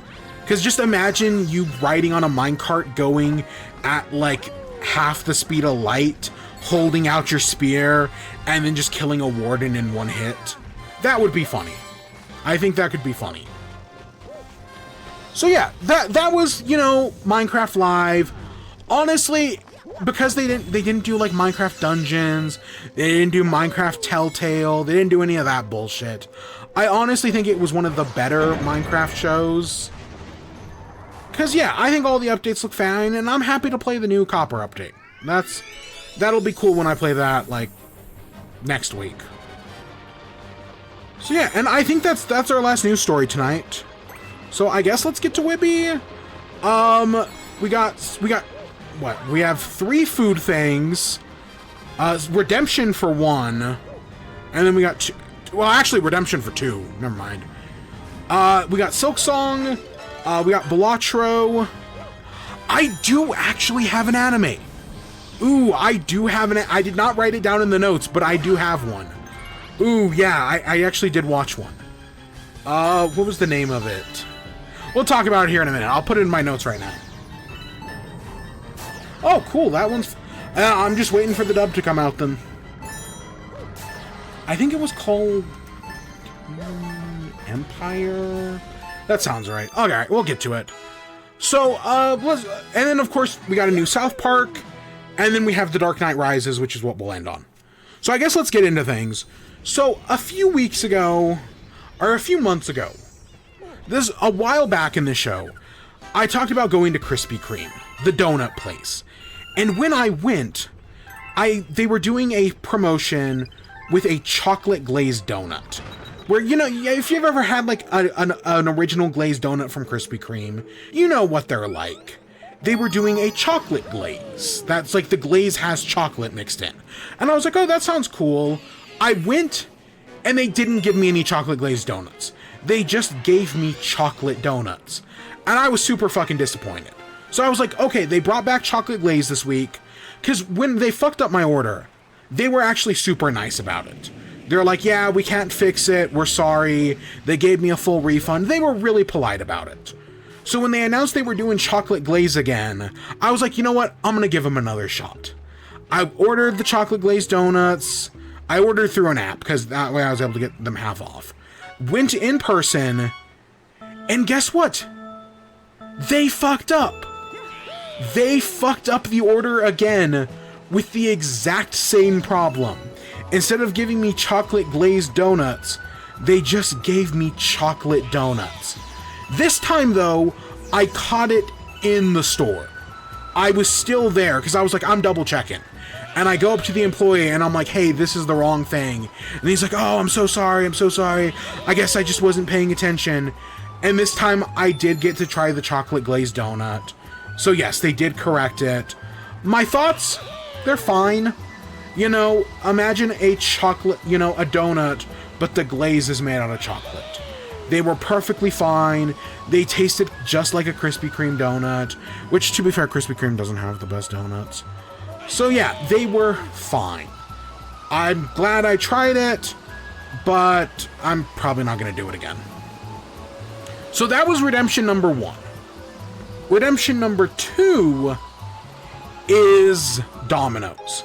A few, like 3 weeks ago, I went to Domino's because they were like, hey, we have new garlic bites and cinnamon bites. And I was like, oh, I want to try the cinnamon bites. Then when I went there, they just gave me 2 orders of garlic bites. And potentially they gave me Parmesan bites, because honestly, I cannot tell the difference between the garlic and the Parmesan bites. They taste exactly the same to me. So I was super disappointed. I went again this week, and this time I was like, yeah, can I get the cinnamon bites? They gave me the cinnamon bites, and honestly, they're pretty good.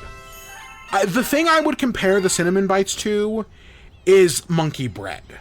If you've ever had like a monkey bread where it's like one of those like loaves that you like pull apart, imagine that. That's kind of what it tasted like. Pretty good.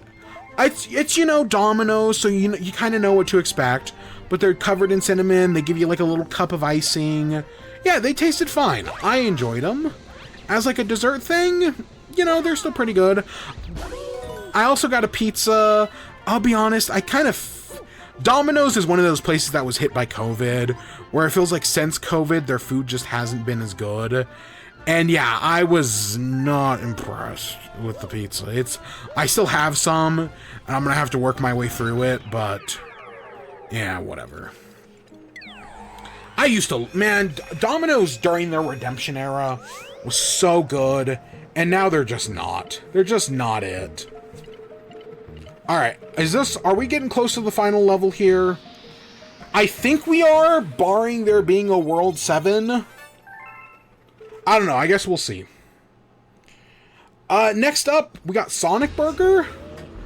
I went to Sonic Burger because I was running some errands. I was nearby. Truno's gonna. Yeah. So okay. The reason why I went to Sonic Burger is because I went to GameStop. If you don't know, there's a promotion going on right now for Pokemon, where you can get a shiny Miraidon or Koraidon, but you have to get the code from a GameStop. And so when I got off work on Friday, I was like, okay, well, I'll go to GameStop on the way home. And I go, they didn't have any codes. They sold out immediately. No, to be fair, actually, the donuts were last week. I just forgot to talk about them last week. Yeah, the donuts were like a week ago. Yeah, no, the donuts were like a week ago. I mentioned last week that there was something I was forgetting to talk about. It was the donuts. I completely forgot to talk about the donuts. And it's not just me eating them. Again, I have like 3 roommates. Those things last like a day or 2. Ugh. So, okay, so I go to Sonic. So I went to GameStop, didn't have any codes. I was not, there were like 3 of us there, and they just didn't have any. I guess allegedly they only gave each store like a pack of codes, and each store didn't get that many. And where I live, there's only like 2 GameStops. So yeah, it did not go well. And then when I was leaving GameStop, it's like, oh, the Sonic Burger is right across the street. Let me go to Sonic Burger, get a drink. And then I tried their new blast. They have a trick-or-treat blast, because, you know, we're in the Halloween season. So the trick-or-treat blast, another dessert thing, mind you. Yeah, it's a lot of dessert this week. I didn't even realize. Even though I know donuts are dessert, but they're also kind of a breakfast thing.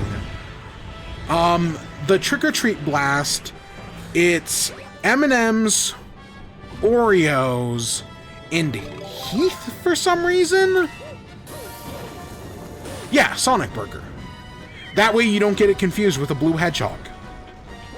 It's a 100% eat/face jam thing. I blame Eric Badur. So yeah, I tried it. I tried the trick-or-treat blast. I don't know why Heath is in it. I'll be honest, I'm not a big fan of Heath bars. I don't know why that's the 3rd one they put in there. But it was fine. I got the vanilla over the chocolate. What am I talking about? The blue hedgehog. You know what? It's weird. Sonic Burger actually, like, actively discourages the connection. Like, you would think, like, there have been 3 Sonic movies, and yet none of them have done a tie-in with Sonic Burger, a restaurant that literally sells chili dogs. It seems like such an obvious crossover. Shit. And yet it's never happened. We have never gotten Sonic Burger team up with Sonic the Hedgehog. So weird. Instead, they teamed up with, like, Jack in the Box to sell tiny tacos, which the tiny tacos suck, by the way. I know we talked about that, like, last week. Tiny tacos suck. Shit.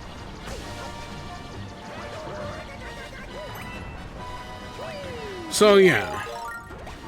But no, I think the trick-or-treat blast is fine. It's just Heath is a weird one. I don't, admittedly, what would I rather have instead? Like a Reese's Peanut Butter Cup, or I don't know what other kind of candy bar they could put in there. But yeah, it's because, I mean, to be fair, the thing's just kind of crunchy. No, I'm all about the normal tacos. I think the tiny tacos are terrible. And the monster tacos are also decent. So yeah, Sonic Burger was just kind of whatever. I don't know, those again, I do not like Sonic Burger for the food. For me, it's all about the drinks. And that cherry limeade was so good. So yeah, I think that's all the food things I got. I do want to talk about Silksong. I haven't played much Silksong, but I did do one thing. So I guess spoilers ahead. So I was exploring the Farfield, one of the areas in Silksong, and as I'm going around, all of a sudden I see this enemy with like a cage on its back. I go up to it, I start attacking it, and then it grabs me in its cage, and I can't break out. And then the screen fades to black, and when I come back in, I'm in a brand new area called the Slab, which is a prison area. All my gear has been taken, all my money has been taken, and I now have to figure out how to escape prison. Honestly, I loved this so much. I know this isn't for everybody, but I actually do think it is cool when Metroidvanias do like a prison sequence, or I guess Zelda games do this as well, where they like take all your weapons and then you just kind of have to figure out how to survive. I specifically think of like Eventide Island from Breath of the Wild, or the Forsaken Fortress from Wind Waker, where like they take all of your items and then you just kind of got to figure out how to escape. I love moments like that. And the slab in Silksong was fantastic. Because luckily, one of the big problems with like the Forsaken Fortress in Wind Waker is that they take away your weapon. So you can't really attack enemies and it becomes a stealth section. The slab in Silksong, not a stealth section. You can still attack with your hands. You're just doing like half as much damage. But so you're in this prison, there's this other prisoner there, and the two of you are just trying to escape. They introduce a new like freezing mechanic, and it was just really cool. Eventually you get your gear back, you snap somebody's neck, it's really cool, and I was just really impressed by the slab. Honestly, it's maybe my favorite moment in Silksong so far. I enjoyed it so much. It was really short. Eventually I have to like get back there through the Citadel or whatever. There was like an enemy boss gauntlet. There wasn't really a boss, at least not yet. But I thought it was really cool. And eventually, yeah, you have to use the Bell Beast to escape. And I'm eventually going to find like a key or something that allows me to go back and connect to the other areas. But I had so much fun with it. I thought the slab was so cool. What an enjoyable moment. You know, it was not something I was expecting. I think that's what also made it special. Is that in the previous game and so far in this game, I had seen nothing like the slab. So when it came up, I was like, oh my gosh, that's awesome. So I had a great time with the slab. And yeah, that's literally all I've done. I've explored a little more, done nothing much other than that. Because the main game I've been playing is Balatro. I don't know why, I was just kind of in a Balatro mood, so I sat down. I've mostly been playing the Plasma deck. If you don't know, Plasma deck is, I think it's unlocked for beating like the purple stake or the blue stake. It's one of the later decks in the game. And how it works is in Balatro, you're working on two things, chips and multipliers. So you want to get your chips up, but the bigger thing, for the most part in the game, is multipliers. Multipliers are what really matter when it comes to giving you points. The Plasma deck is trying to make multipliers matter. Because how it works is that it takes your multipliers in your chips and adds them together, then it evens them out, and that's your score. So it's very much like, oh, getting multipliers is kind of difficult. Getting chips, though, is a lot easier. So, those cards that give you like, oh, plus 100 chips if you play a straight, plus 80 chips if you play two of a kind. The foil cards that give you plus 50 chips. That's what this deck is all about, is using those things. And honestly, it's a very fun deck. Currently, I think I'm at blue stake with it. I've had some interesting runs. I've never really done a stone card run before, because stone cards are kind of hard to work around. But I had one of those, the Joker that adds stone cards. I had the one that, the Ballot, the Hanging Chad, that replays the first card twice. And then I had the Camper, which adds multipliers to a card, which adds chips to a card. So basically, as I would play two of a kind, or a pair, and then I would play 3 stone cards. So I'm playing 5 cards, but I would make the first card a stone card. So instead of getting 150 for the 3 stone cards, I was actually getting 250 because of the Hanging Chad. And then each time the stone card was played on the Hanging Chad, it went up another 50 points. So eventually I had some stone cards that were worth over 100 per stone card. And that was a successful run. I think that was the black stake. So that was a good run. Another successful run was I had the runner, the jogger, the one where every time you play a straight, it does 50 chips. Or it gains 15. So, you play the jogger, you do a straight, you get plus 15. Early on, I got a spectral pack that made a duplicate of one Joker and destroyed all the others.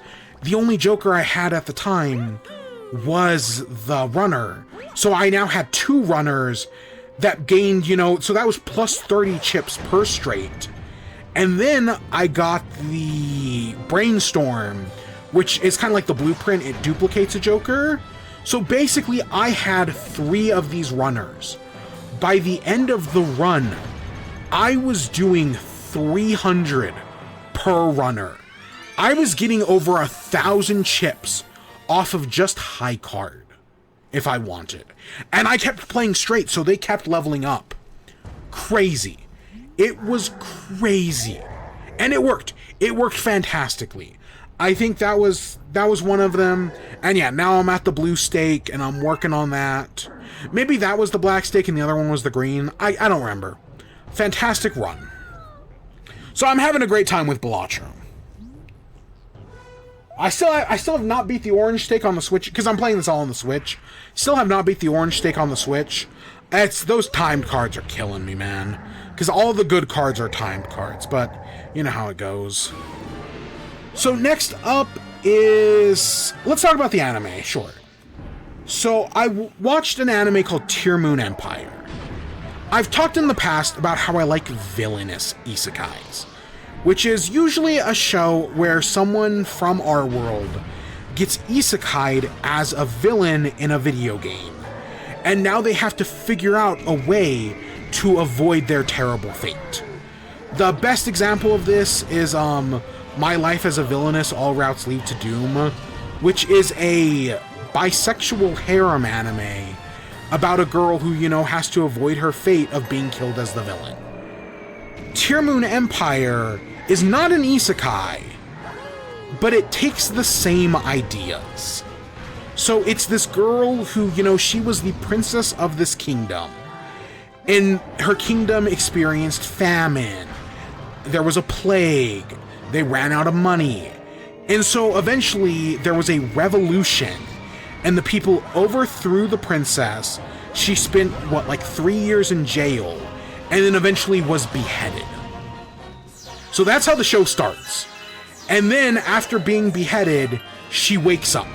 She wakes up 8 years in the past, and she's got to figure out, oh, well, what can I do to avoid the revolution and avoid being beheaded? And she's got, you know, 8 years to figure it out. She has a diary, because while she was in jail, she wrote a diary of everything that happened. And this diary has her blood marked in it. And so she knows that, hey, as long as the diary has blood on it, that means I'm going to die at the hands of the guillotine. I literally, some of the shit I just find on TikTok, other stuff I find on, like, my anime list. So it's a fun concept, you know, she's got this time to avoid her fate. Originally, in the original timeline, she was like this bratty princess who was like really mean to everybody. So now, you know, 3 years in jail have humbled her, and she's a lot nicer. She's able to use her knowledge of the future to become like the wisdom of the empire and make allies with people who, you know, could help avoid the famine, avoid the plague. She builds a hospital. She makes allies. I thought it was going to be a harem anime, because early on they mentioned there's this guy who, you know, is the leader of the revolution but goes to the same school as her. And I was like, oh, okay, she's going to fall in love with him. She's going to fall in love with this prince. You know, I was expecting it to be a harem. But early on, she picks this prince from a neighboring kingdom, because her idea is like, hey, this is like a military kingdom. I'm gonna date their second prince, and then if they come to cut off my head, the second prince will come to our aid. It actually just becomes a straight up romance, because she actually ends up falling in love with this prince, and like, it's eventually revealed, spoiler alert. So I'm just gonna go full spoiler alert. Like, halfway through the show, she actually avoids her fate. The book with her blood on it, like 8 episodes in, it disappears. She successfully avoids her fate. All's well that ends well.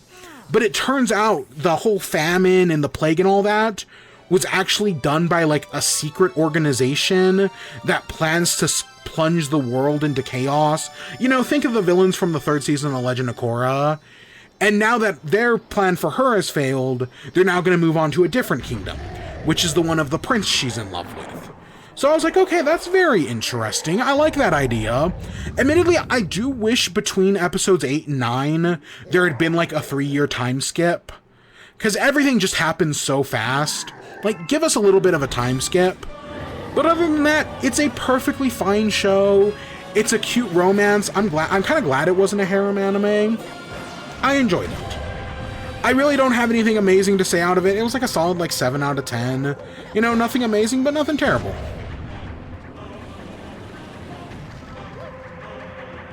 So yeah, next up, I watched Knights of Guinevere.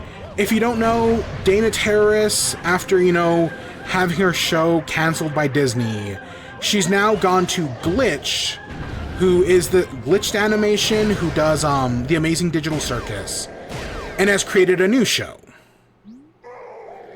I'm so sick of that 6-7 joke. You don't even know. So she's made a new show called Knights of Guinevere. And it's honestly pretty good. It's basically, her new show is all about, you know, it's about shitting on Disney, effectively. You know, they fired her, so now she's making this new one. Basically, that in this future, like, alien world, there's this planet park, which is Disneyland. And there are the crownies who work at Planet Park, and then there's all the people below them who, you know, dig up their scraps, go through their trash, make the merchandise. And so they're dealing with all these bullshit.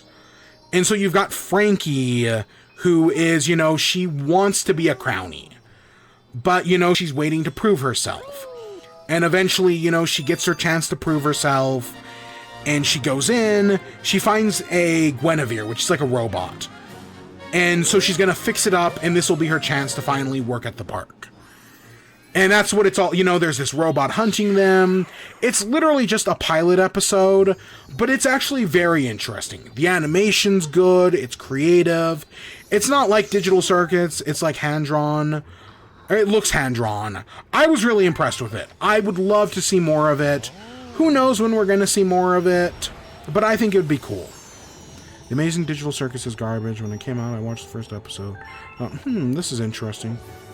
I waited for the second episode for a tiny bit, then stopped, and now TikTok just ruined it. Yeah, I mean, here's the thing. Admittedly, I've only ever seen, like, the first episode. The Amazing Digital Circus is fine. But like anything that becomes popular, it will eventually become popular with kids. And once it becomes popular with kids, they start doing the cringe. They make the 6-7 jokes. You know, shit like that. And that kind of takes some of the fun out of it. So Digital Circus, this itself is fine. It's just the fandom's just a little bit cringe. And there's nothing we can really do about that. And same thing happened to like FNAF and Minecraft and, you know, anything else. But yeah, no, I think this Knights of Guinevere, I think it's fun. It's fine. I like again, I talked earlier about how blood should have a purpose.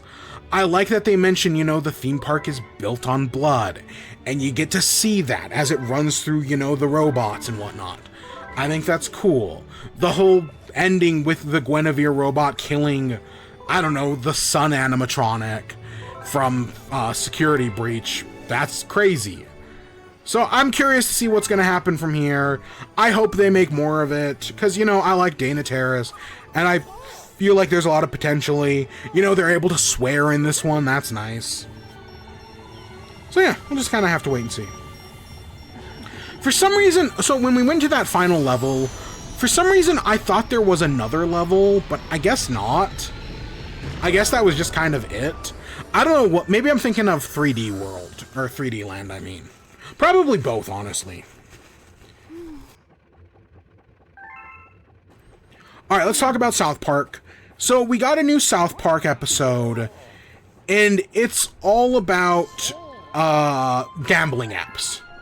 Which, I've talked in the past, I think these gambling apps like Polymarket are total bullshit. I think too many kids nowadays have gambling addictions, and the episode's kind of making fun of that with, it's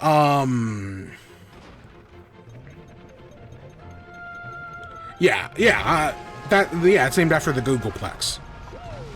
Which is, yeah, a unit of measurement that's ridiculous.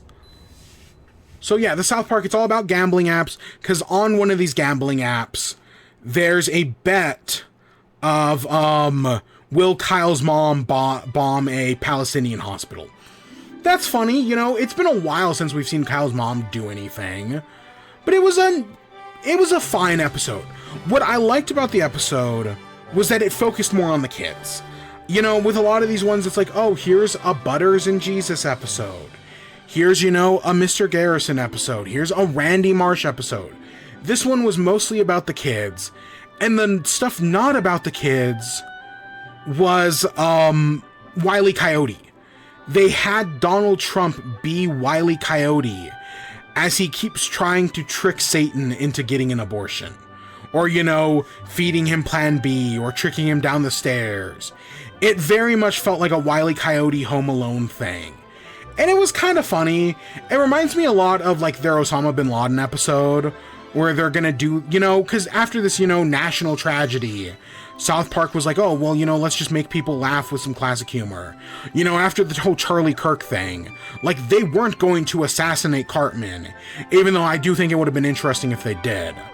But no, instead, they're like, okay, you know, let's have some fun with it with Trump. And yeah, I think you get some fun jokes. They're setting up J.D. Vance as the villain, which, who knows if that'll... I feel like that's one of those things that they're setting up in case Trump, you know, the day it finally happens. We'll see if that ever goes anywheres, but I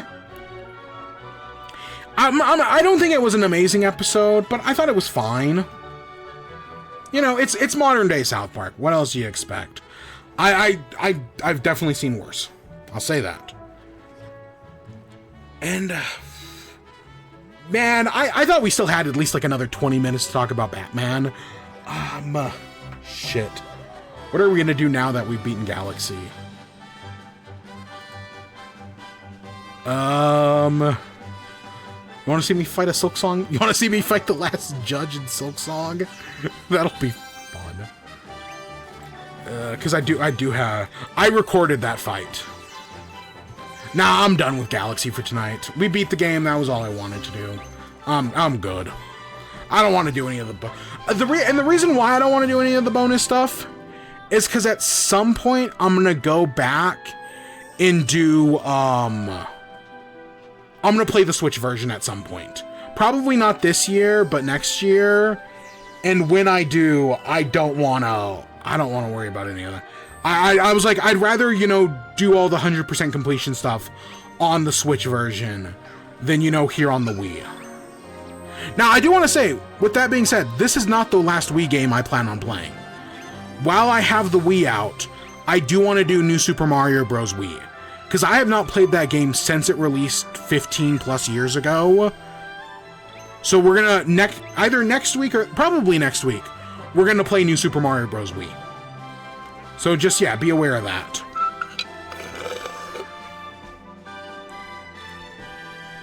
Look at it, we actually got a cake in Awada. You say another Pikmin? Do I still have my Pikmin speedruns?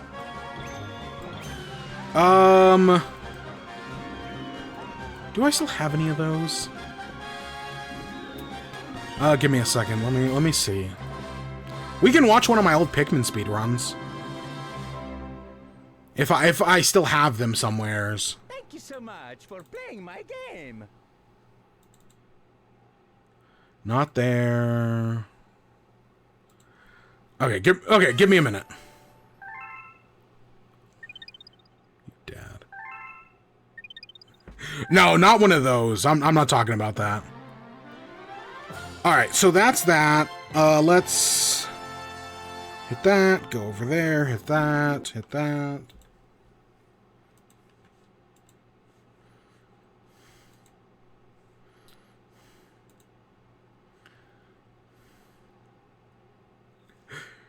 Cause yeah, I don't want to play any other. I don't want to start a new game tonight. There's no Pokemon to shiny hunt. That's what, with Legends ZA coming out in like 2 weeks, I don't think we're going to get another Pokemon event. And I really need a Pokemon event.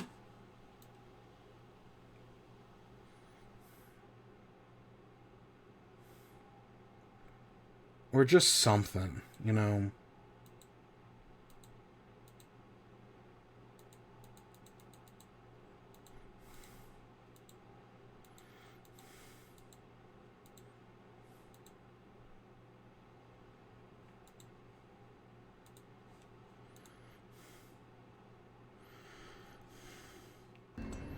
Alright, here we are in Silksong.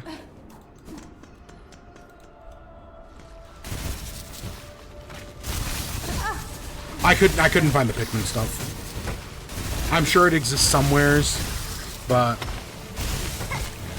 So we're in... Honestly, I have no idea the name of this area, because I still don't have any maps. I don't have any of the maps, so I have no idea what the fuck this area is called. I've been calling it the desert. I'm sure it has a different name. Yeah, they changed their name back a few months ago. Because, you know, that's the brand name. That's brand recognition.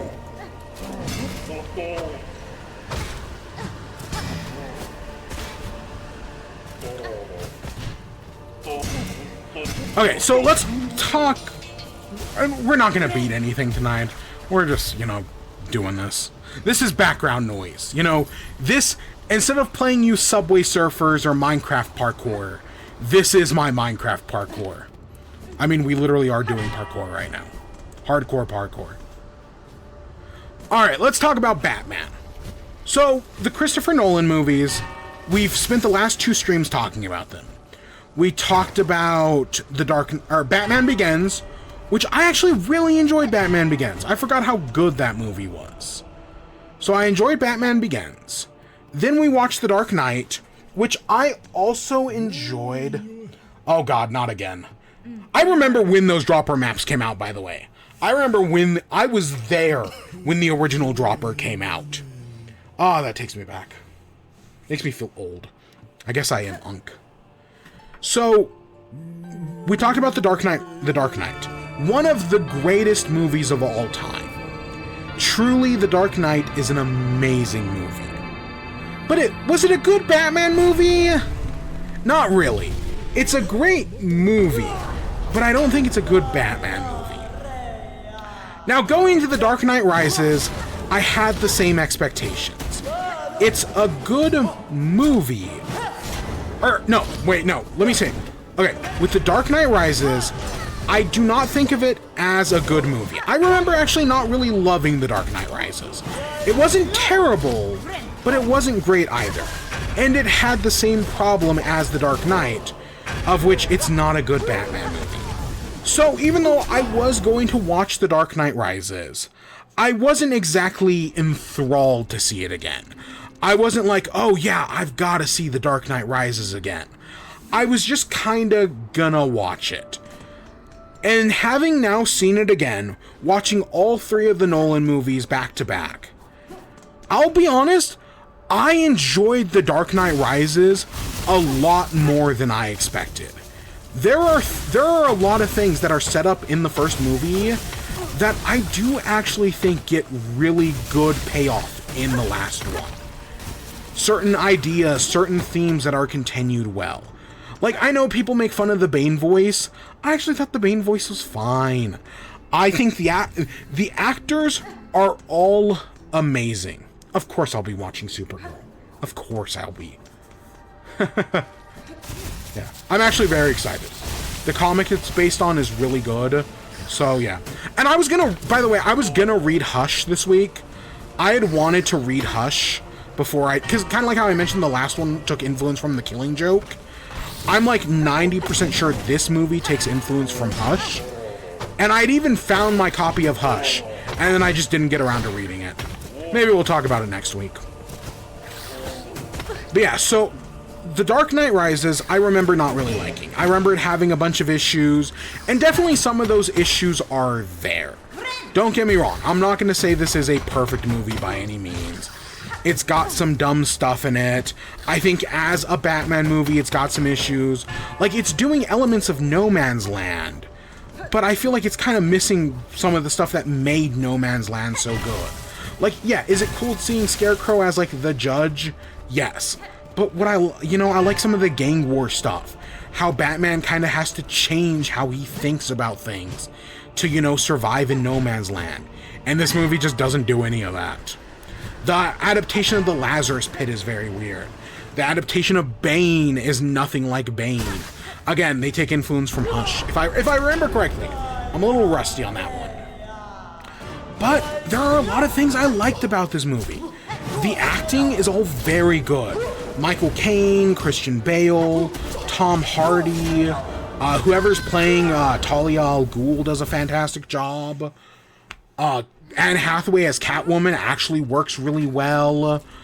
The acting is good. The writing is still good. All, you know, Bane, kind of like Heath Ledger's Joker, where a bunch of those lines have become iconic. Same thing with Bane. A lot of those lines get referenced a lot because they are very good. When he goes up to Daggett and he puts his arm, like, it just rests his hand on his shoulder and is like, do you feel like you're the one in charge? Can I do a... Do you feel like you're the one in charge? Okay, that's not a good Bane voice. You get my point, though. That's a good line. You know, the... I was born in the darkness, molded by it. By the time I'd seen light, I was already a man, and it was blinding. Like, a bunch of good, iconic lines. Michael Caine gets a lot of good lines, but he's Michael Caine, of course he does. Christian Bale's got some good moments. So, there's a lot of things set up in the previous movies that I love that get payoff in this one. Specifically, so in the first movie, Batman reveals his identity to Rachel by recalling a memory of them as kids. I like that in this last one, Batman reveals his identity to Gordon in the same way, by recalling a memory of when he was a kid. That was a great moment. I like that they bring back the Rachel thing, that, oh no, even if you had stopped being Batman, she wasn't gonna be with you. She loved Harvey Dent. That was good. The whole Ra's al Ghul in the first movie mentions that, you know, he had a woman who loved him. And then that's why, you know, eventually she died. And, you know, he helped change the world. I like that, you know, in the same way, in the first movie, Ra's al Ghul uses somebody else to pretend to be Ra's al Ghul, while he, in fact, is, you know, the true mastermind acting from the shadows. I like that Talia al Ghul does the same thing with Bane. She's the real mastermind and is just using Bane as her proxy. That's really good. I like that parallelism there. Other things that parallel really well. There was another big one. Oh, Talia's death. Talia dies by the armored truck she's riding in, driving off of the freeway, the same way her father died with his subway car driving off the tracks. I like that parallel. There's a lot of things in these movies that I think are paralleled really well. I think there are things that are set up that work off really well. Because at the end of the last movie, you know, Batman becomes the Dark Knight. And then in this one, it starts off and he's not Batman anymore. He hasn't been Batman in like 8 years. And like, it kind of, I remember when I was younger, when I saw that, I kind of felt the same way people felt about like Luke Skywalker in The Last Jedi, where it's like, why did he stop being Batman, you know? Shouldn't he have been like learning like these secret techniques or whatever, or growing stronger? But having seen the movies back to back, I actually think it makes perfect sense that he would become like a hermit or a shut-in, because he felt like, you know, Harvey Dent became the symbol. And without Harvey Dent, he's no longer needed. That was a fantastic moment. I really enjoyed that. There's, what else? They set up a lot of things really well, you know, so, as I learned, the Bane is working with a guy called Daggett, who Daggett's like a corporate villain. And I looked up like, oh, who is this Daggett guy? Because the name sounded familiar, but I couldn't place it. He was actually a character created for Batman the Animated Series. And his origin was related to Clayface. because he was the guy who created the clay that, you know, basically turned Clayface into Clayface. And he created that because he specifically wanted to make Matt Hagen pretend to be Bruce Wayne, so that way he could do a hostile takeover of Wayne Industries. And what is this movie about? Daggett has Catwoman steal Bruce Wayne's fingerprints, so that way Bane can use them to do a hostile takeover of Wayne Industries. That was not a connection I made when I first saw this movie, you know, years ago. But I actually do really like that connection. Things I didn't like. If you haven't noticed, I haven't mentioned Joseph Gordon-Levitt. His Robin is so sloppy. When he finds out, like, oh, I knew you were Batman. Because, you know, as an orphan myself, I had to put on this mask of anger around the other kids. And when I saw you, I saw that same mask. And when I saw Batman, I knew that was the mask. Such bullshit. It does kind of feel like they were going more Tim Drake than they were Dick Grayson. It also kind of feels like they were doing more Jason Todd than they were Dick Grayson. Because, yeah, he does not feel like Dick Grayson at all. He feels more like a weird combination of the other two. And I hate that these movies are so afraid to do Robin. Like, yes, am I excited that James Gunn is finally going to be doing a Robin and the Batman, the Brave and the Bold? Yes. Am I disappointed it's Damian? Also kind of yes. I much prefer, especially if Batman's only like 25. No, at least add another 10 years and have all the other Robins there. You know, there was a Dick Grayson who's now Nightwing. There was a Jason Todd who died. Save the Red Hood thing, though. I would love to see a live-action Under the Red Hood movie. The animated one is so good that I think they could pull off a live-action. Yeah. What other things? The one interesting change they make, the Lazarus Pit. Because, you know, they do the classic thing, Bane breaks Bruce's back. Which I actually, you know, the adaptation of Bane, I know some people really hate because he's nothing like the comics. And I do agree to a certain extent, but I feel like the fact that they have the whole back-breaking thing, the fact that he's supposed to be like this, not equal, but, you know, he's going to conquer Bruce Wayne, I think does have some elements from the comics. I know this version has, you know, forever redefined Bane. I think, you know, the Harley Quinn show is a good example. But no, I think I think Bane actually works out fine. The Lazarus Pit is very interesting, because these movies don't have any, like, magic in them. They're trying to do realism. So the Lazarus Pit becomes a metaphor. And, you know, he gets his back healed, and then he's got to rise from the pit. Yes, is it dumb that he waits, like, multiple months to ask what does the pit, you know, what are they saying? They're saying rise.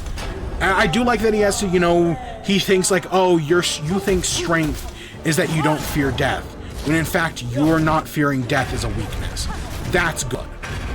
I like that. I think, honestly, everything with the Talia twist. I know for a fact when I saw this movie when I was like a teenager, I did not see the Talia twist coming. I definitely didn't.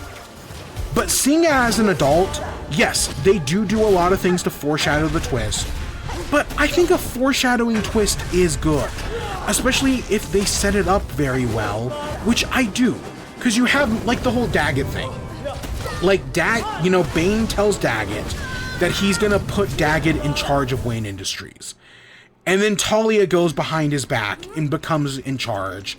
And then Daggett goes to Bane and is like, what the hell? And Bane's like, everything's proceeding as planned. Because, of course, when the twist eventually happens, it's like, okay, Talia became in charge to get access to the nuclear reactor. She built the nuclear reactor, always with the intention of it being the bomb. Like, that was always the plan. Like, they foreshadow the twist very well. You know, they set up, you know, oh, that you think the kid is Bane. Because they do that thing, which is a good thing to do, by the way.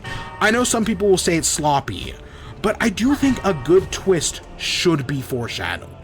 It should, when you look back, recontextualize the movie. So watching the movie again, knowing the twist, I could appreciate more of the setup, more of the Talia al Ghul stuff. I had more respect for that. How, you know, they say multiple times, oh, Bane is the League of Shadows. Bane is Ra's al Ghul's successor. And then when the twist actually happens and it's Talia, like, it recontextualizes everything you know about Bane and makes it make more sense, in my opinion. So I like that payoff. I like the twist with Talia. I think it all works really well. And, you know, as someone who, yeah, did probably shit on that twist in the past, no, I actually do like it now. The movie was better than I remembered it. I know it's still got issues. Don't get me wrong. It honestly kind of reminds me of the Kung Fu Panda movies. You know, the first Kung Fu Panda is so much better than anyone would expect it to be, and is like a 9 out of 10. Same thing with Batman Begins. Way better than I expected it to be. A great origin story, 9 out of 10. Then the second Kung Fu Panda is a perfect movie. It builds upon the first one, has some amazing moments, some great philosophy, 10 out of 10, perfect movie. And The Dark Knight's the same way. It builds on the first one, has some great philosophy, some great moments, and it's overall yeah, 10 out of 10. Then the third Kung Fu Panda is still a solid movie. You know, it's got some good villains, it's got some good philosophy. It's just not as good as the other two, and it rounds out to like a 7 or an 8. I'm gonna say 8. Dark Knight Rises is kind of the same way. It's got some good action. All the action scenes are great. The whole scene on the football field is iconic for a reason. I really, as the cops are all buried in the sewer, the whole fight between Batman and Bruce is really good.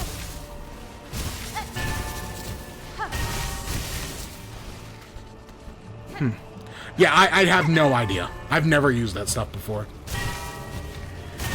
But yeah, the whole fight scene between Batman and Bruce, the final fight scene with all the cops going up against all of the criminals, that was all fantastic. Some really good action. But you know, the movie's got issues, it's got flaws. I'd probably give it, yeah, like a 7 or an 8 out of 10, let's say an 8. They're very similar. And I guess it's a good thing we never got a fourth Nolan Batman movie. Or I guess a Robin/Nightwing movie. I'm glad they never did that. That's a twist I didn't like. Making Joseph Gordon-Levitt Robin was dumb. And the whole it's his real name. That was stupid. Yeah, I liked Fantastic Four. The new one. I want to see it again. I'm waiting for it to come to Disney Plus. I know it's on digital. I'll wait. Say that again. I know your memes. But yeah, I really enjoyed The Dark Knight Rises. I'm glad I rewatched it. Now I do want to, next week, I do want to watch The Batman, the Matt Reeves one, because I haven't seen the Matt Reeves one. I think I've only ever actually seen it once, when it was in theaters.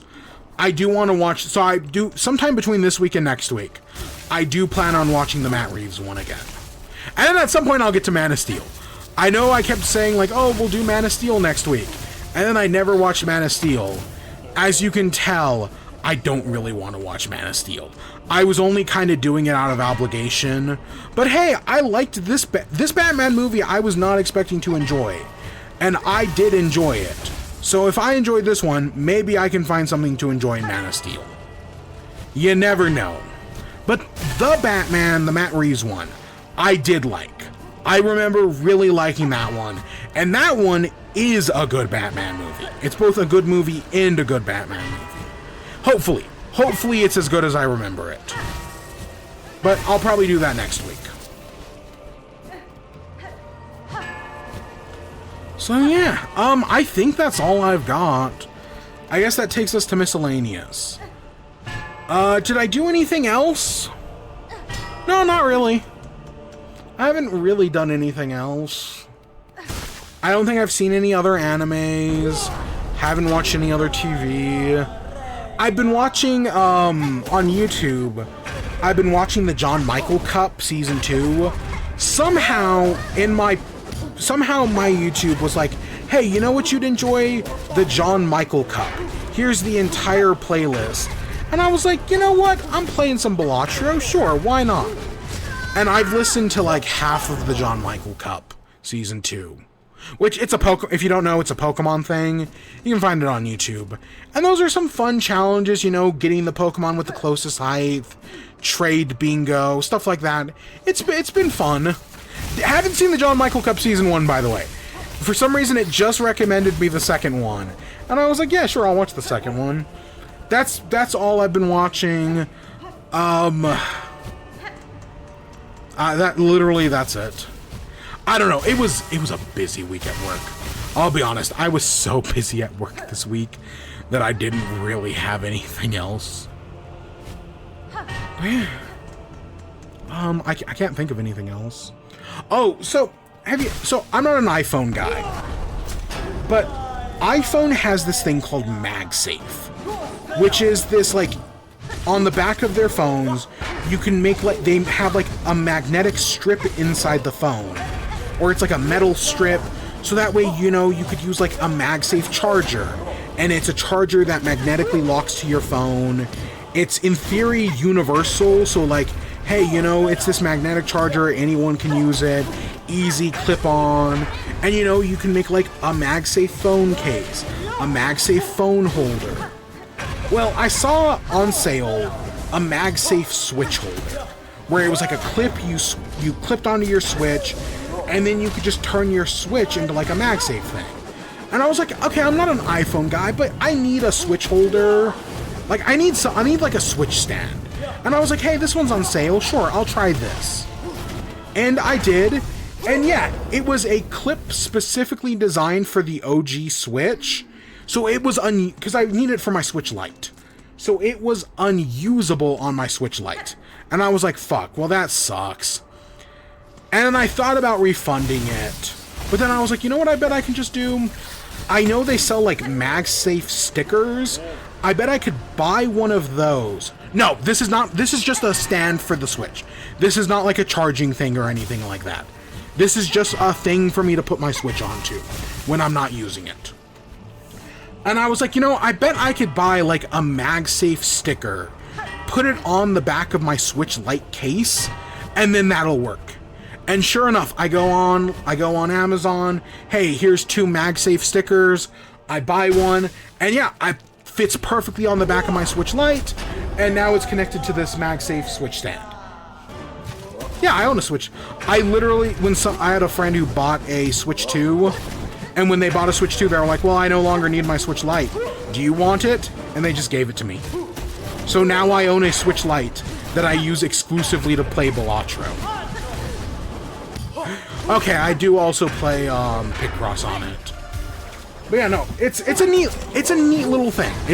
I literally only use it for, like, those, like, 3 games. Listen, if someone's going to give you a free Switch, you take the free Switch. Since when is free a bad thing?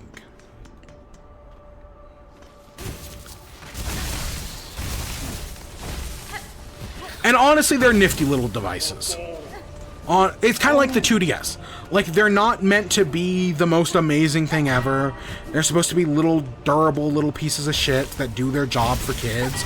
And yeah, they do their job. Honestly, I think they're fine. Like, if somebody owns a Switch Lite, no qualms. I totally get it. Especially because it's like $100 cheaper. Like, they will, mark my words, they will make a Switch 2 Lite. They will make a Switch 2 Lite, and they'll probably make an OLED in, like, 5 years. But if they make a Switch 2 Lite in the next 2 years, do not be surprised. Because the Switch Lite sold well. So did the 2DS, for that matter. But yeah, so I've been playing Balatro, and now I have a stand for my Switch. It's MagSafe. I put the other sticker on my phone, so in theory, I can use the same stand on my phone. But, you know, it's just whatever. I get the whole appeal of the MagSafe thing. Even though I can't use it for, like, charging or anything, I guess I do kind of get the appeal. I don't know, I have one of those flip phones, and I kind of fucking hate it. But I can't replace it until, like, next year, so. Yeah, I've never seen anyone own a 2DS, I kind of forgot about it. There was a point in time where you could get a 2DS in Mario Kart 7 for, like, $60. For the price of a AAA game, you could get an entire system in the game. And honestly, I kind of regret not getting one. Admittedly, I was a poor broke college student back then. Maybe even a poor broke high schooler. But, like, just having a 2DS to have one, you know, they're neat.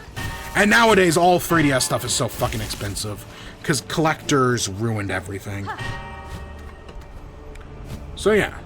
And, yeah, I think that's all. I think that's all I've got. I guess that takes us to the outro. So we'll be back next week. Probably also on Saturday, if I'm being honest. I don't know how much news there's going to be or anything. But we'll be back. We'll talk about Batman. Maybe there'll be some other stuff. I don't know. Pokemon, we're not streaming Pokemon, but Pokemon comes out in like 3 weeks, and I'm excited. I understand your, for like, if we're just talking about portability, yes. But I'll be honest, I prefer the Switch. In basically every metric, I think the Switch, hot take here, I think the Switch is more comfortable to hold than the 3DS. I think it is a lot easier to put, even to just detach the Joy-Cons and prop up the Switch is way more comfortable than having to hold the 3DS. I'll go, because I struggle to get back to the 3DS. Like, I kind of want to play Sun and Moon again, but because it's on 3DS, I really don't want to, I don't want to go back to the 3DS. I loved the 3DS at the time, but going back to it, I really struggle. But it was small, and that is nice. It was nice how small and compact, you know, you could fit that fucker in your pocket. But to be fair, I could probably fit the Switch Lite in my pocket. I don't know, let me try. Real quick, as we're ending off here, can I fit the Switch Lite in my pocket? I can fit like 90% of the Switch Lite in my pocket. Admittedly, I am wearing like basketball shorts right now, but I can fit like 90% of the Switch Lite in my pocket. Admittedly, I can fit a whole 3DS XL in my pocket, but, you know, same thing. So, yeah. Show the way. Nah. So, yeah, we'll be back next week. We're going to play New Super Mario Bros. Wii. I still have the Wii hooked up. I think it makes sense to play New Super Mario Bros. Wii. So, that is the plan. Because, yeah, you know, I might as well. I kind of wish they had re-released more of those old Mario games.